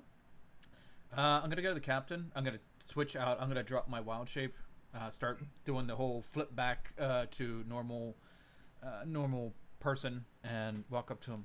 Sir, I've never used a gun, a gun before. Do you have a medical bay that I can go prepare for our many injuries? Is there any way I don't have to use a ship gun? I mean, yeah, we got a med bay, but yeah, that's not. We're about to. Why don't you just take a seat over there? And he points to one of the passenger seats. He goes, "If you ain't gonna shoot, that's fine, but nobody's in the med bay, and I don't want you being there if something gets shot in the hull." Okay, sir.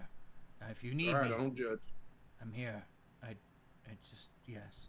I'll go sit quietly, and I'll buckle in and everything. Okay. And sit quietly and watch everything. Safety first. Absolutely. Arza, are you then taking off? So we have to wait a minute for. You have to wait a minute for a void jump, but we can take off, get off the planet, and then take. Yeah, you can void detach jump, right? from the mall. Yeah, you're in space right now. I'll just take off. Okay. So Arza, you go flying off. Volcreek looks to you, goes, just keep heading towards that any direction. It doesn't matter. I'm gonna put in the coordinates for our void jump, and we just gotta survive for a minute. That fair? Everybody Darling, we can do longer than a minute, and I have a navigation kit as well.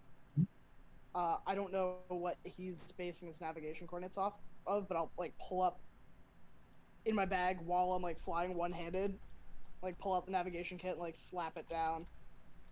It's all good. I got this one memorized. It's a safe spot for when we get into a bind, and we are absolutely in a bind right now. He's got the very Picard chair with the something set into both of the arms, and he punches in a series of coordinates. And just as you start to take off, you watch as a large, what is essentially a heavy cruiser, so we're talking Enterprise-sized ship, decloaks a few thousand feet from your ship as it begins to take off. And each of you, as you watch through the viewport, you feel something just kind of drop inside you as this very large black and gray, even as it decloaks, it seems like certain panels of the ship are still reflecting what is behind them. You can still see kind of parts of the ship look to be invisible because they are reflecting the stars and cosmos that are behind them. And this ship goes to take a shot at you, and we are going to once again enter for initiative. So at this point, it's just going to be Arza. You're going to roll for initiative, and we'll go from there. This actually does have a set to it, so we'll call this 16. Okay. Oh. All right. So should I roll for gunning?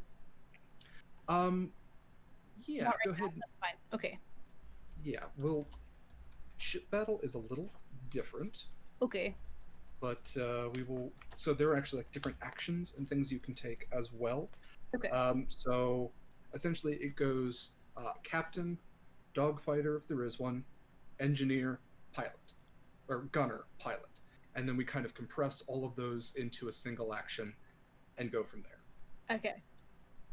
So we will start with captain, which is Volkrieg, and Volkrieg is going to shout, "Brace for impact! Brace for impact!" Which is going to use his action to brace the ship for damage. Each time the ship takes damage before the beginning of his next turn, he can roll 1d6 and subtract the number rolled from the mega damage the ship takes. Mega damage, for those who are not familiar, mega damage is 100 points of normal damage. It is how ship combat is essentially rolled, because, if you were to hit a ship with a sword, it wouldn't do as much damage as a blaster from a ship. So, mega damage is 100 points, therefore a sword attack would do, 1% of what it normally would. So you will be able to deduct 1d6 damage, mega damage, from the ship on his next turn. We have no dogfighter. It is the engineer's turn. So, Taylor, as engineer, you can direct power, you can overcharge, system repair, or you can activate the void jump. You have already started prepping the void jump. So you can direct power, which means that you can take power away from another system, whether it be guns, whether it be your actual movement, so taking power away from the pilot, or I think those are the two main ones. Or you can actually take power away from the shields themselves. You do have shields. By taking power away from another system, you can add shields to another side of the ship. You have shields. So if you imagine the ship being 4 sides all around, it only shields one side at a time. So if you're getting attacked on both sides, you can take power away from one system, protect 2 sides. You can overcharge. So you are a monk. Do you have spells?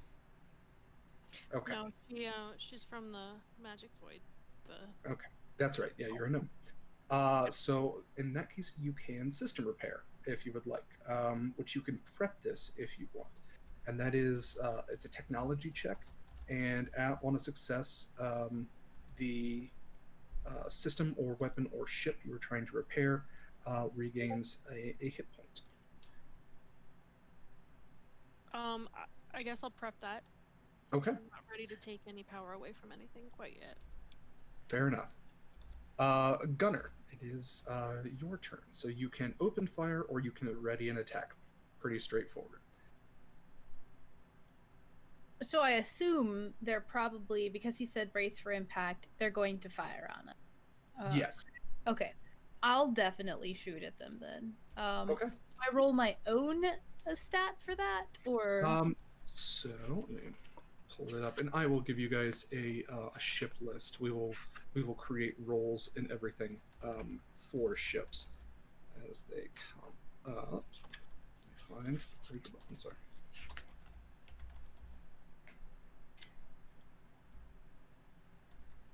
Yeah, essentially what you're going to roll is an attack plus your dexterity. So no proficiency. Okay. Yeah, As you can add proficiency. I'm proficient in all weapons, so. Yeah, you are proficient all over. So yeah, go ahead and add your proficiency as well. Okay, so I'll just do like the repeater roll.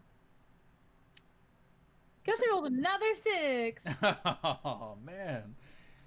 No. Right. I'm not rolling the repeater anymore. I'm just gonna press. It's the same modifier, but I'm gonna press concussion rifle. Okay. Even though it's the ship. It seems like a safe bet. We'll see. We'll see what happens next time. Okay. So you take the shot, and once again, it's kind of this fluctuating nature of this ship that you're not really sure what is and isn't ship at certain points. So you go to fire thinking like, oh, that's one of the camouflage parts, and it just goes wide and goes blasting off into the void. Right. Do you have an extra attack as a paladin? Not until level 5. Okay, we'll get there soon. Ooh. If you do have an extra attack, it is something that you can use as a gunner. And spells. You mentioned spells. Can spells be cast on the ship? Spells can be cast on certain ships. If you are an engineer, I've read through this a couple of times, but still, I'm trying to make sure I get everything. So as a spellcaster, you can overcharge an engine class, which recharges the shields completely, and let's see. Actually, you can use a spell slot of, let's say, anything above 1, not a cantrip, but you can use a spell slot to get an extra attack as a gunner. All right, I will do so. Because if not that, then I was gonna see if I could cast a Shield of Faith on the ship. But okay, yeah. So we'll expend the spell slot, and I'll roll again then. You can cast Shield of Faith over like a 5-foot area of the ship. Okay, I'd rather just shoot. 18. There you go. All right, so you are going to roll 3d4. Ooh. 3d4. 7. Actually, you know what? I think that he would have better guns on that. Why don't you roll 3d10? Okay. Heck yeah. I like that. 12. Hey. All right. Yeah, that shot definitely hits. You blast into this looming, gargantuan, hulking ship. This black and gray monstrosity before you, and it blasts into one of the uncloaked parts, and you do see that it hits the shield around it, very Star Trek like or Last Jedi, Star Wars. But you actually see that when it does hit, the shield itself kind of like has this spiderweb crack start to break through before the shield goes back to being invisible. All right, so nice. And with that, it is then the pilot's turn. I'm gonna take So, evasive maneuvers. all right. So I get to add my AC to the ship's AC, or my dexterity mod to the ship's AC, which is +5. And we have advantage on any dexterity saving throws until the beginning of my next turn. All right, so your ship now has an 18 armor class. That is pretty good. And then I'll use the ship's movement to kind of start moving towards where we're going to jump. Cool. All right. So it is now the ship's turn, unless Kyle, there was anything you wanted to do as a passenger. You know what? I think thematically right now, Zalma's just going to sit and watch what everyone's doing. Okay. Yeah, you're strapped in. The ship's kind of rattling a little bit. But like very much as I think like if you watch any chicken videos, your head while the body moves, the head just stays in the same spot. Yeah. All right. So it is now this thing's turn, and it is going to. Yeah, I think it's going to take a shot with its arcane cannon. Actually, you know what? It's going to use its. It has one of those. It's going to use its tractor beam. So you start feeling a kind of like a ceasing of movement as evasive maneuvers start getting deployed. We are going to see if you can get out of this thing. I need to find the rules. Oh boy, that sounds bad. Yeah, that's not a tractor beam. So yeah, Graham, go ahead and just do a dexterity saving throw. I guess it would be a piloting check. Okay, do you want me to roll the piloting skill or a dexterity saving throw with my dex save? Go ahead and do a dexterity saving throw. Okey dokey. As a rogue. Does that mean you get advantage? That's a 20. Oh, never mind. Hell yeah. Yeah. Hell yeah, indeed. All right, so actually, I was giving you the wrong AC. You actually have an AC of 21 right now. I was reading the wrong thing.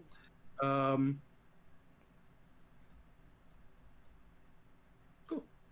Yeah, so you feel the pull of the tractor beam, but just as your innate evasive maneuvers kick in, you kind of break out of it, and you kind of like almost feel this jolt, this rubber band snap as the ship pulls out of the tractor beam and does these evasive maneuvers to avoid being pulled in.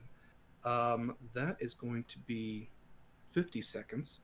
There is one more turn, and Fake Monica, it is essentially within 10 seconds you will be able to void jump. So is that what you would like to do on your next turn? We can start with Captain. But yeah, he's going to tell you just to punch it. Yeah, I'm ready. Okay. What I'm gonna do. All right. So then, what I'm going to need is how do I want to do this? Because technically, you're the one that's prepping it, but it's going to be up to Graham how successful you actually are.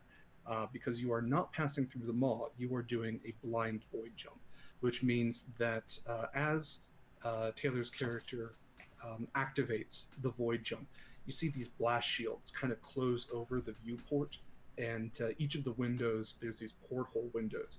These metal shieldings slide over all of them, and in no time, you're in this kind of like red light submarine darkness. Um, and you would all know that traveling through the void is incredibly dangerous. And if you were exposed to the dangers of this void, you could all become horrible, horrible mutants, just changed beyond all recognition and driven insane by the things that your body would be exposed to. So, Graham, why don't you go ahead and roll a D100? Okay.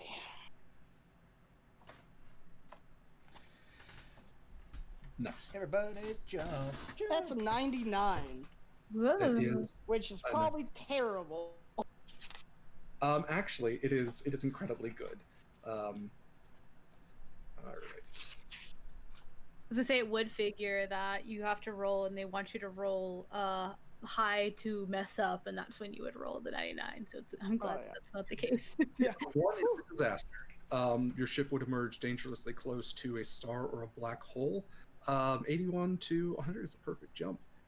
I will say that just as you are about to jump, this thing is essentially going to get what is the equivalent of an attack of opportunity, and it is going to take a shot with its very, very large gun. It is going to do D8. 8.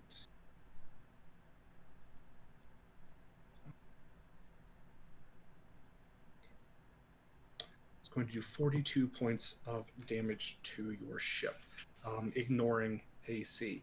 So just as you hit the void, just as your ship is compressing down to the space of essentially what is an atom and traveling through the infinity of time and space, this blaster gets one hit against the hull, and you feel this this damage kind of ripple through right before the ship compresses to this size.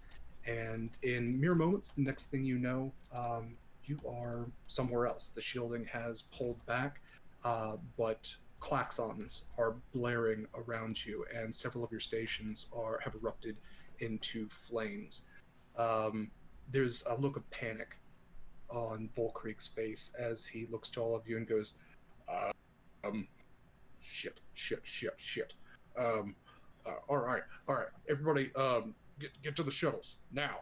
And he points towards the back of the ship, where there is a door that's kind of outlined with like the yellow and black kind of like caution symbol, and he points to all of you to run towards there.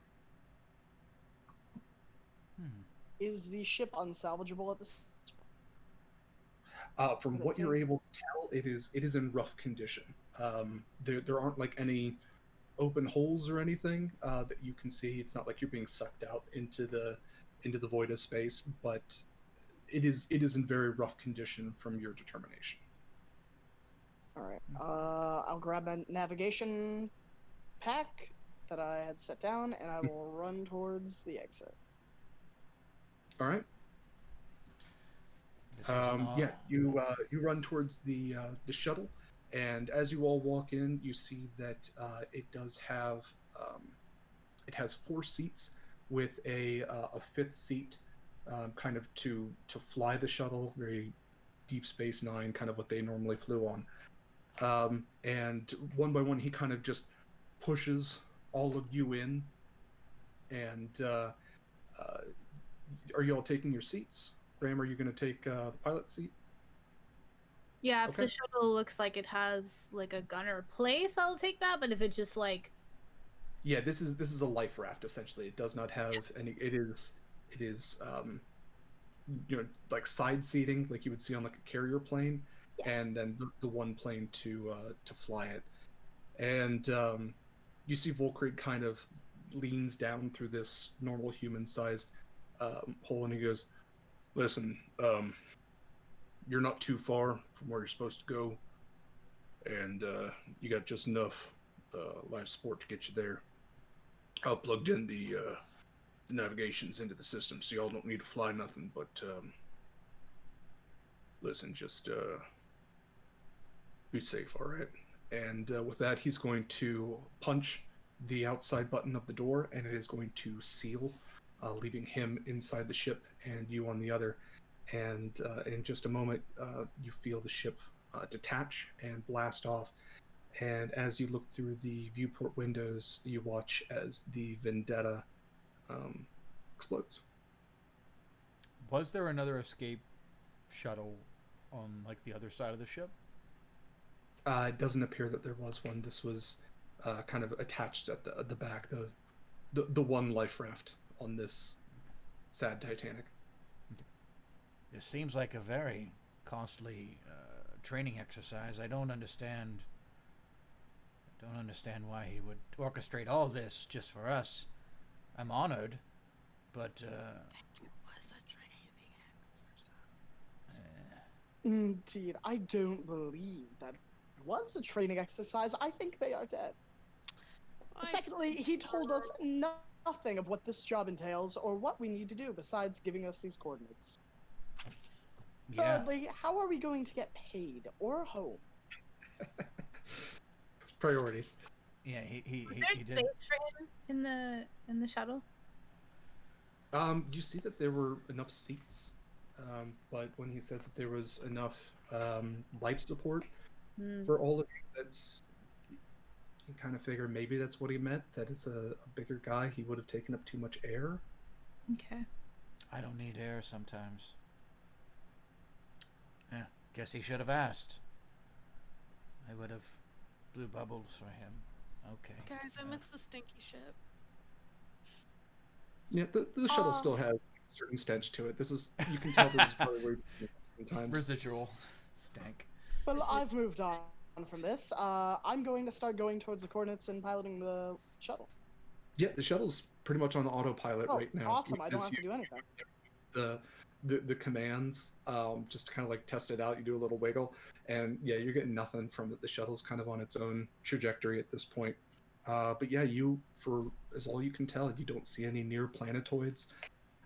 You're in the black of space. Does anyone have a deck of cards?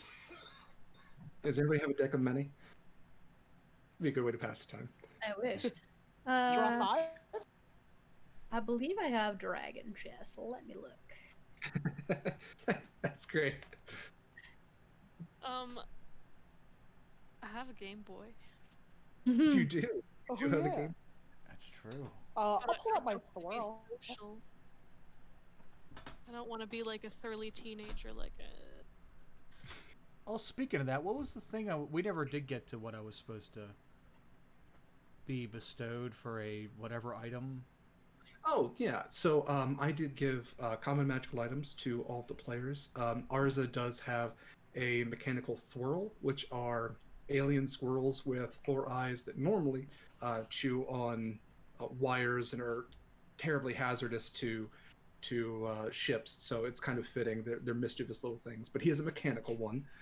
Val has her hard light shield, which can appear and disappear into a gauntlet that she wears, and also provides her a 1-day use of the spell shield. Zama, because we haven't established this yet, but Zama is actually deaf and has hearing aids, essentially. He has prosthetic mechanical additions that allow him to hear normally. What I have given Zama is a way to utilize those hearing aids, much as you would overload a blaster. Zama can overload the hearing aids to allow him to do a series of things, either hear through walls, hear at long distances, or create in a very Daredevil sort of way, to give a point of reference to it. If you were to be in magical darkness, actually create a visible idea of where things are, sort of echolocation with them. And then for Taylor's character, I gave her a Game Station 7331, which if you use it during a short rest, gives you a +1 bonus to your next attack. Well rested. I love it. And Is it like a game thing, or is it more like? So it's basically it's a specialized version of a data pad. Okay. So it could look like a Switch, it could look like an iPad or a Kindle, depending on what you want it to look like. But yeah, it's this VR little. helmet. No, that'd be awful. No, it's just like a pad. I'm playing Tetris. Oh no! What is a hollow sphere? Because I have one of those, and I don't know what it is. Oh, a hollow sphere, I I think I meant to believe, fill that out and I forgot. is. I'm going to items. So everything's special. Everything special. Jeez. Okay, equipment. There we go. Magical, those are artifacts. Just because. As an action, you can activate the 6-inch wide sphere and deploy it within 15 feet of you. The sphere then captures a 5-foot cube holographic recording of the events of the next 30 seconds, which can be replayed on it later. This is your help me, Obi-Wan. You're my only hope. Oh my god, I love it. Okay, I don't have a game then. I just have that. So you have a game. You essentially have Vine. Oh no. R.I.P. I'll just take a long rest if I can. Yeah, Arza, you kick your feet up on the dash, and just kind of let the endless black of space soothe you to your rest. I'm the captain now.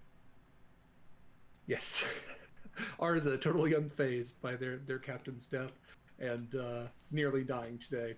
I mean, it's like a zero-sum game, except I got a free life shuttle out of it. So that's right.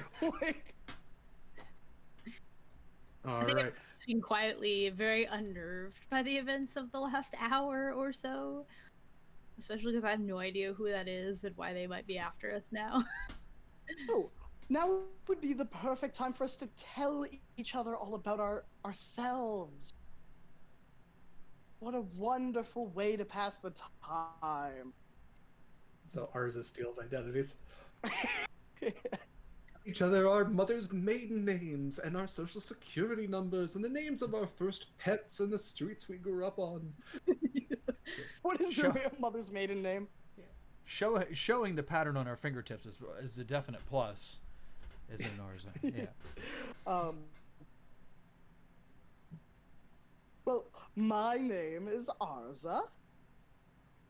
I'm a pilot and a changeling. But enough about me. What about you? And I'll look to no. Why are people after you? That's what I want to know. Well, Oh, we're all friends here. After all, near-death experiences bring people closer. Okay, so my name is Ruby. Hello, Ruby. Ruby Knack.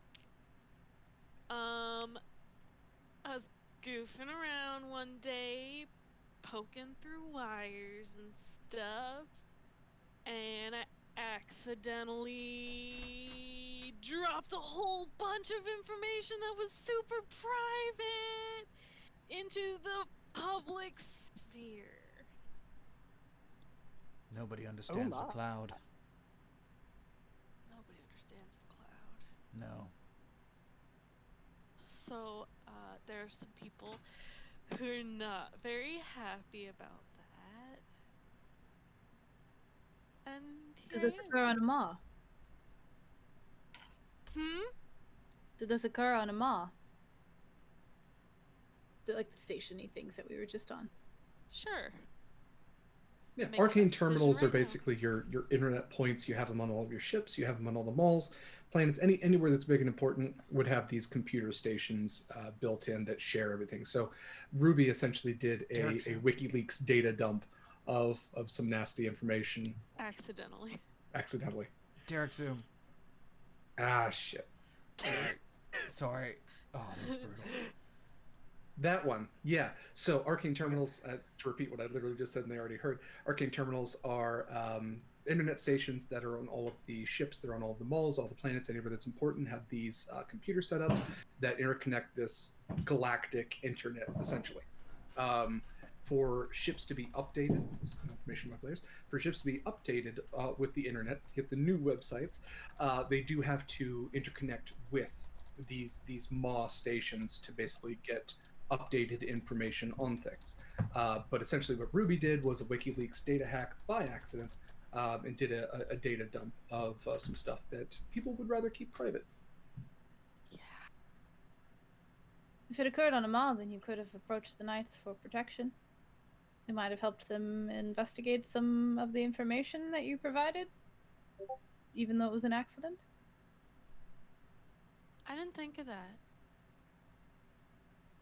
Perhaps you can think of that for later. Should we Well, survive? they were just. Oh, after it happened, people were really mad. So I just got out of there. Oh, in my experience, running is always the best option. Yes, because you So might the guy have who turned. just got shot running. Alternatively, you could have turned it into the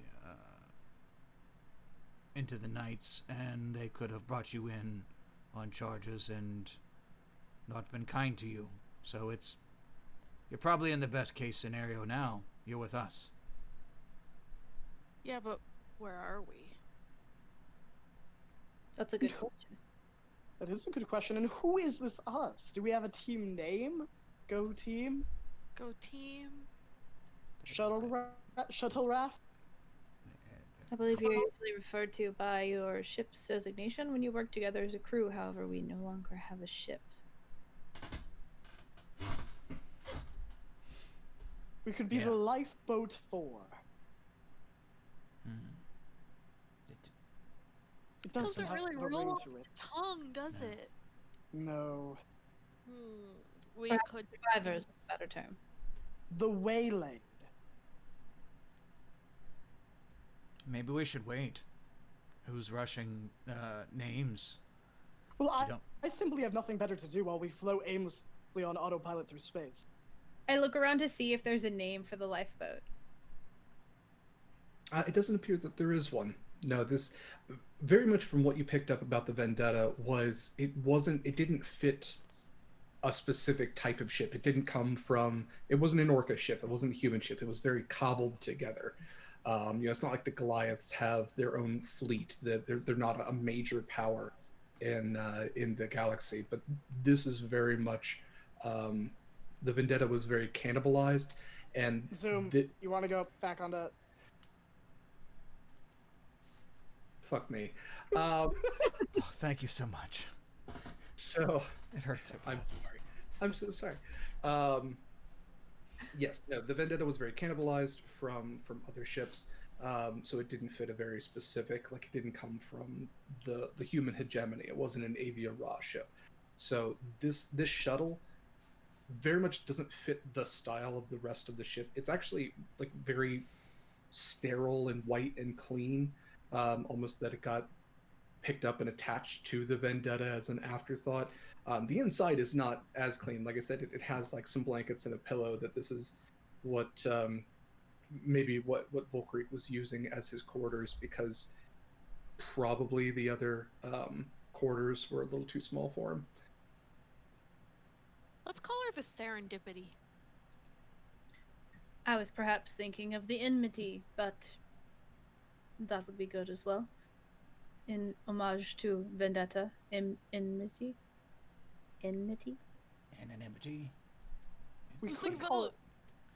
Oh, we're voting. All right. Should we all throw out names, or Okay. Serendipity or Enmity? Yes, what do you think, Zama? Well, it's a lot smaller than its counterpart, so maybe impotency? That is definitely... The impotent. This is just... it's a lot smaller for sure. I don't know. I'm not good with names. I defer my vote. What about the Owl Bear? Did you say the owl bearer? The Owl Bear. Like, I like Hard Owl Bear. Bearer. I like Albert. I mean, that means you're bringing an owl, and that's my homies. That's my people. So, that's kind of cool. But I don't want people to look at me. We come bearing owls. Yeah. Who? You may Who- ask. Who dat? Who dat? Well, Everybody, don't blame me whom for that? subscribing at this point. With your money, we'll have to give you your money back. I'm so sorry. That joke just. Yes. It was a hoot. Yes. So our options are the Kind of spitting. waylaid, the enmity, and serendipity. How about we I wait till we think get a they're all- ship? Perhaps you should choose Zama, since we have all made suggestions. No. Zama, Social pressure is Zama, not good. I don't like it. Zama, Uh, Zama. Peach cobbler. Peach cobbler. Yeah. Yes, the peach cobbler. Its name shall strike fear in the hearts of all who see it. Sorry. The pressure made me hungry. A bit cobbled together as well, so perhaps that is much more fitting than you initially realized. The peach cobbler. That's it. I wish Now My if head- we could my- just smell like a peach cobbler. I wish my head could sweat, but it doesn't. Just the rest of me. So weird. But yes. Okay. Yeah. Peach cobbler. That's nice. That's nice. The I peach pull out cobbler. my antimatter knife and I like carve very lightly, not to puncture the hole. Peach cobbler. All right. The Peach Cobbler continues its silent flight through space. As the hours pass, you have essentially taken what is a long rest. Those of you who are paying attention start seeing a planetoid coming further and further into view. It is orbiting a star at a decent distance, so it's not a Venus, or it's not just literally made of molten metal. It is, as far as you can tell, a habitable planet. It is kind of the shining blue, blue marble. Sure, that's what we call Earth a lot, but that's not what this is. This is entirely blue. It is an oceanic planet, and as the Peach Cobbler flies closer and closer and closer, you start realizing that you are about to enter the atmosphere. And the ship rocks significantly as you hit the atmosphere, and the friction of the outer layer starts kind of pressing against the ship, and you start the lights actually once again flash red, indicating that the shuttle is taking some damage, and you start seeing this scorching happening to the outside. But within a few moments, you have pressed through the atmosphere, and you are now within essentially what is the bounds of this planetoid. And the shuttle swoops through this really gorgeous kind of pinkish blue, just varied in color sky, as you are flying towards this boundless ocean. You're still thousands. And then about where an island appears, and it turns out we're in Lilo and Stitch. Cue Hawaiian music. Yes, Lilo and Stitch, they literally just lived on an island in the middle of nowhere. That's Sounds like Hawaii. So what does it look like outside? Like if we were... yeah, just endless blue ocean. Not really any land or anything in sight at this point. But within a short time, you start seeing something kind of coming over the horizon as you're flying along. Because this shuttle has pretty decent speed to it. You have decreased in speed significantly since you entered the atmosphere, so as not to create sonic booms continuously throughout. But you start seeing this tower, you think, maybe, over the horizon. And actually, before too long, you realize that it's not a tower. It's actually reaching from literally the sky to the ocean. And you realize that it is more than likely a space elevator that is connected to a port, a floating metal station, maybe. And within a few moments longer, you have set down on this metallic landing pad. This is almost a city-sized like metal station sitting in the middle of this boundless ocean. It's raised above, so it has these platforms beneath it that the waves are kind of crashing against. But yeah, you're few hundred feet from the top of the water at this point, as the shuttle touches down, and the shuttle doors open, letting in this blast of fresh, salty sea air that comes through. Does the design of the station look nautilid to me? It is not inherently nautilid. No. If anything, go ahead and roll a history check. Okay. I'm not bad at that. Ah, a 6. It's familiar, but not too familiar. Okay. It's like it's tip of your tongue. It's not human. It's not nautilid because you know the nautilids. They don't have a planet anymore, and they're trying to find one. It's a whole big deal. It's definitely not avia raw. They don't really go near the water too much. It ruffles their feathers. It's right there. What would you all like to do? Brace for impact. Yeah, that sounds like a solid idea. Are we coming in hot? You've landed. Yeah. Oh, No, okay. you've landed. You're on the platform. Okay. I guess I'll take a step out, just like a peek. I'm like, what's going on? Do I see anything? Yeah, you walk out. It's this very large, kind of sprawling platform before you. You see a number of different, varied types of ships that all seem to be kind of landed on this platform, very aircraft carrier-like. And then far off towards the right, you can see that there's kind of an enclosed hangar, and even beyond that, there's towers, there's structures. This seems to be an operating kind of like semi-city, essentially. And go ahead and make a perception check. Oh, That's what you got with your passive. Let's see what you get with your regular. All right. You can see that there are a few figures walking towards you. You can see that there are actually some figures just walking around the other ships, but there seem to be 2, maybe 3 figures walking towards you. If there is a third, they're smaller, maybe ruby sized, maybe even smaller than that.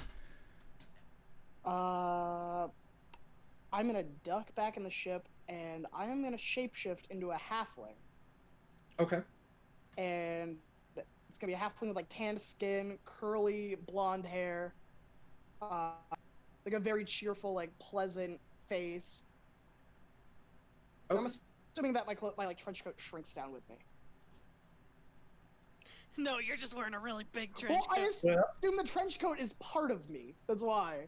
Okay. All right. We'll all right. That's fine. I was gonna say normally change things. Their clothes don't change, but that's okay.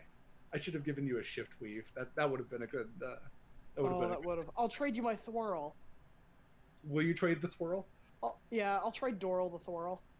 All right. We'll get you no longer have a mechanical thwirl. You now have shift weave. So we'll say that you can have 7 different outfits in this, basically in this one outfit that can change magically. Okay. All right. Okay. So yeah, you've changed it to a halfling. Are you male presenting, female presenting? I think it's very female, like very feminine female appearance right now. Okay. And I will step up. I will clamber up to the edge of the ship. And I'll be, well, howdy, y'all. Okay. Ruby's gonna be like, so Ruby has put her hands up in the air. yeah. Arza has done a good old southern greeting. What about Valen's up? I think I'm watching them with a bit of confusion and just kind of looking out at the people coming towards us. Okay. Yeah, I'd like to can identify what sect or what type of people they are that are approaching. Yeah, as they're getting closer and closer at this point, they don't seem to have responded to the howdy y'all. But you do see that certainly it is a halfling standing at the center of these 2 figures. The one to the right, as you're looking at them, is very clearly a Vect. It is a larger than normal Vect, what you would call a Vect Juggernaut, which are Vect are essentially sentient robots. In this setting, they are even, I guess, the further stage of what Warforged would be. So Vector entirely metal, and this one has an arm that culminates into a very vicious-looking blaster, and the other arm is a claw. And then to the left, as you're looking at them, is a hobgoblin, which is dressed in armor and has another nasty-looking rifle that they're carrying, not pointed at you, but that they have like attached to a sling across from them, and they're carrying it at they're carrying it as if they could raise it. Okay.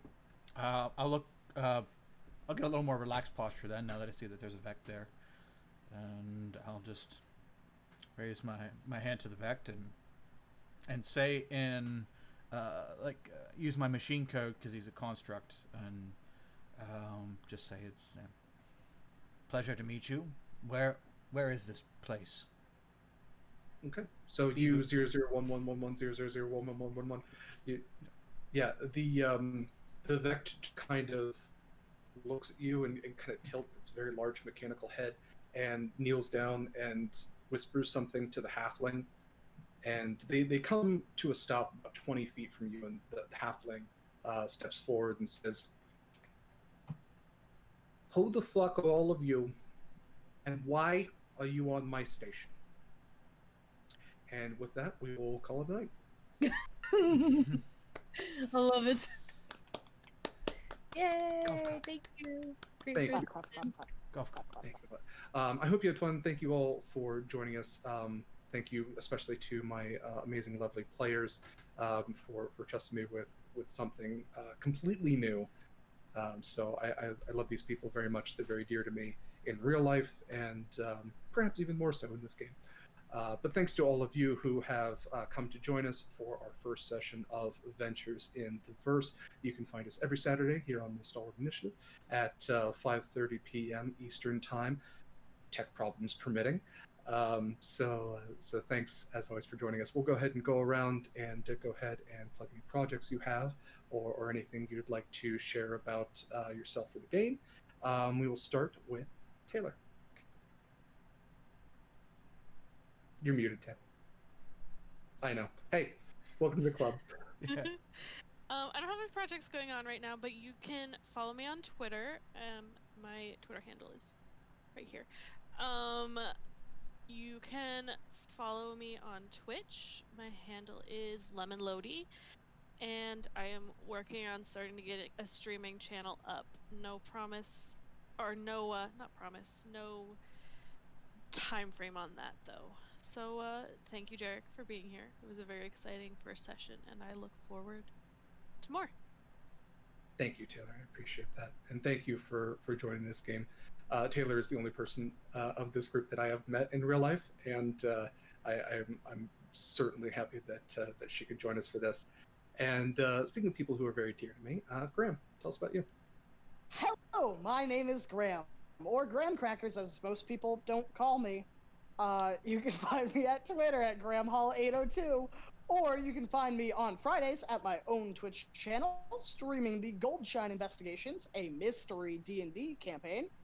Or you can find me on Saturday, well, next Saturday before this game at 11:30 Eastern Standard Time for the final episode of First on Open for Adventure. Or you can find me here in 2 hours after that, where I play Arza, your favorite rambunctious rapscallion, I guess. Very That's all busy I got. Saturday for you, isn't it?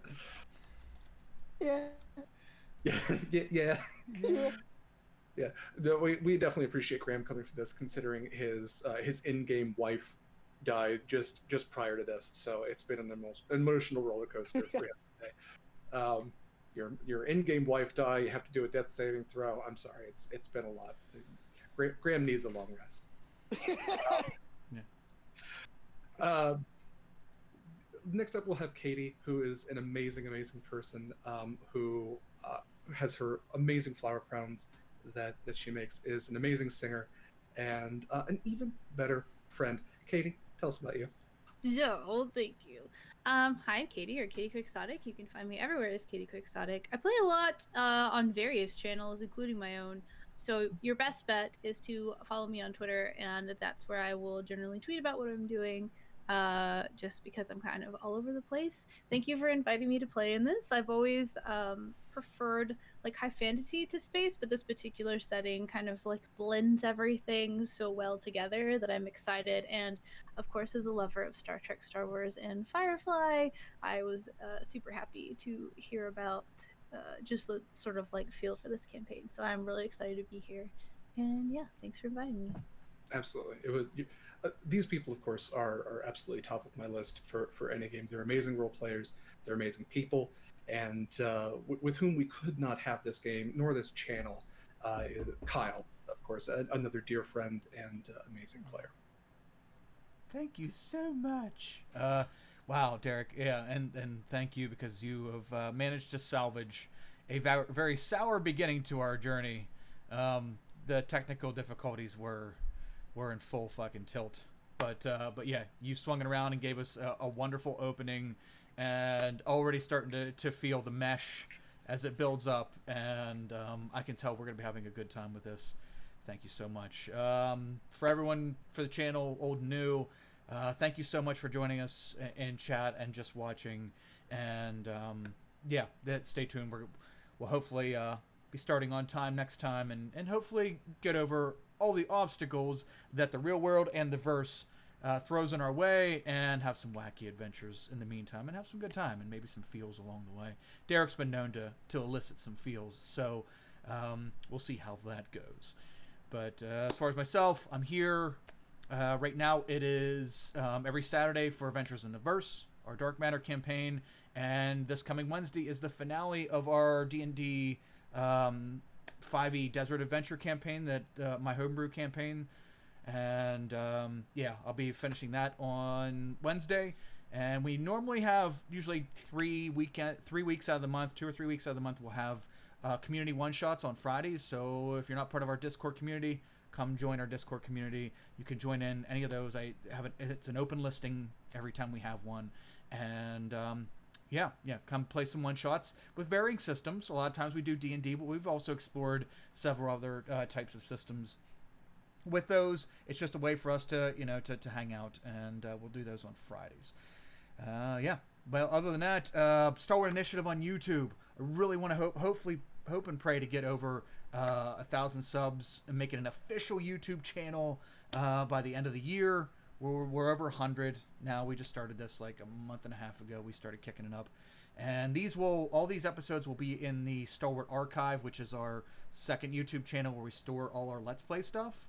And still catching up on our current our two campaigns that we're doing now. I'm getting them there. I'm just a little slow. That shit takes forever when you have to like load in 3-hour episodes of stuff, and it's just it's slow going. But we're getting there. We'll get caught up, and these will be on there soon too. I'll announce when we start dropping these. But other than that, yeah, just so happy that we finally got together and we got it working despite the rough beginnings. And I'm so happy to start getting to play with you three awesome people who, well, Taylor, I've got to play with you in a couple one-shots, but it's nice to finally get to actually start playing a campaign with you guys, and super excited. So, Derek, you can take it away with your wrap-up. That was all my stuff. Yep. Hi, everybody. I am Derek Sword. I'm dsword16 on Twitter, Twitch, and Discord. You can find me here on Saturdays, 5:30 p.m. For this game, as well as probably all the games for the foreseeable future, because I enjoy DMing for great people, which you can always find on the Stalwart Initiative. If you're looking for me as a player, you can find me every other Tuesday on Uncanny Adventures, where I play in an Old West setting of Call of Cthulhu. And I am also one of the amazing co-hosts of the podcast Monster Crush, which you can find wherever podcasts are found. And that's a show where myself and my co-host Heavenly talk about different monsters, cryptids, ghosts, and other miscellaneous paranormal entities, and whether they'd be good on a date, and whether we would smooch them or not. So if you want to find out whether the Mothman is likes to hold hands, or whether Bigfoot's into cuddling, check that out. And we always appreciate if you review and subscribe. But that's all for me. And once again, thank you to my incredible players who are even better friends. And thank you to all of you who joined us along the way. It's been great having you. Definitely come back next Saturday. We'd love to have you. We'll see everybody then. Let's go raid Plot Hunters. Ladies are Plot Hunters are I think they're playing D&D right now. And yeah, very awesome. Very awesome. And yeah, we'll see everyone next time. See everyone next Saturday. Have a great week, everybody. Stay safe. Take care. Okay. Actually, no, not okay.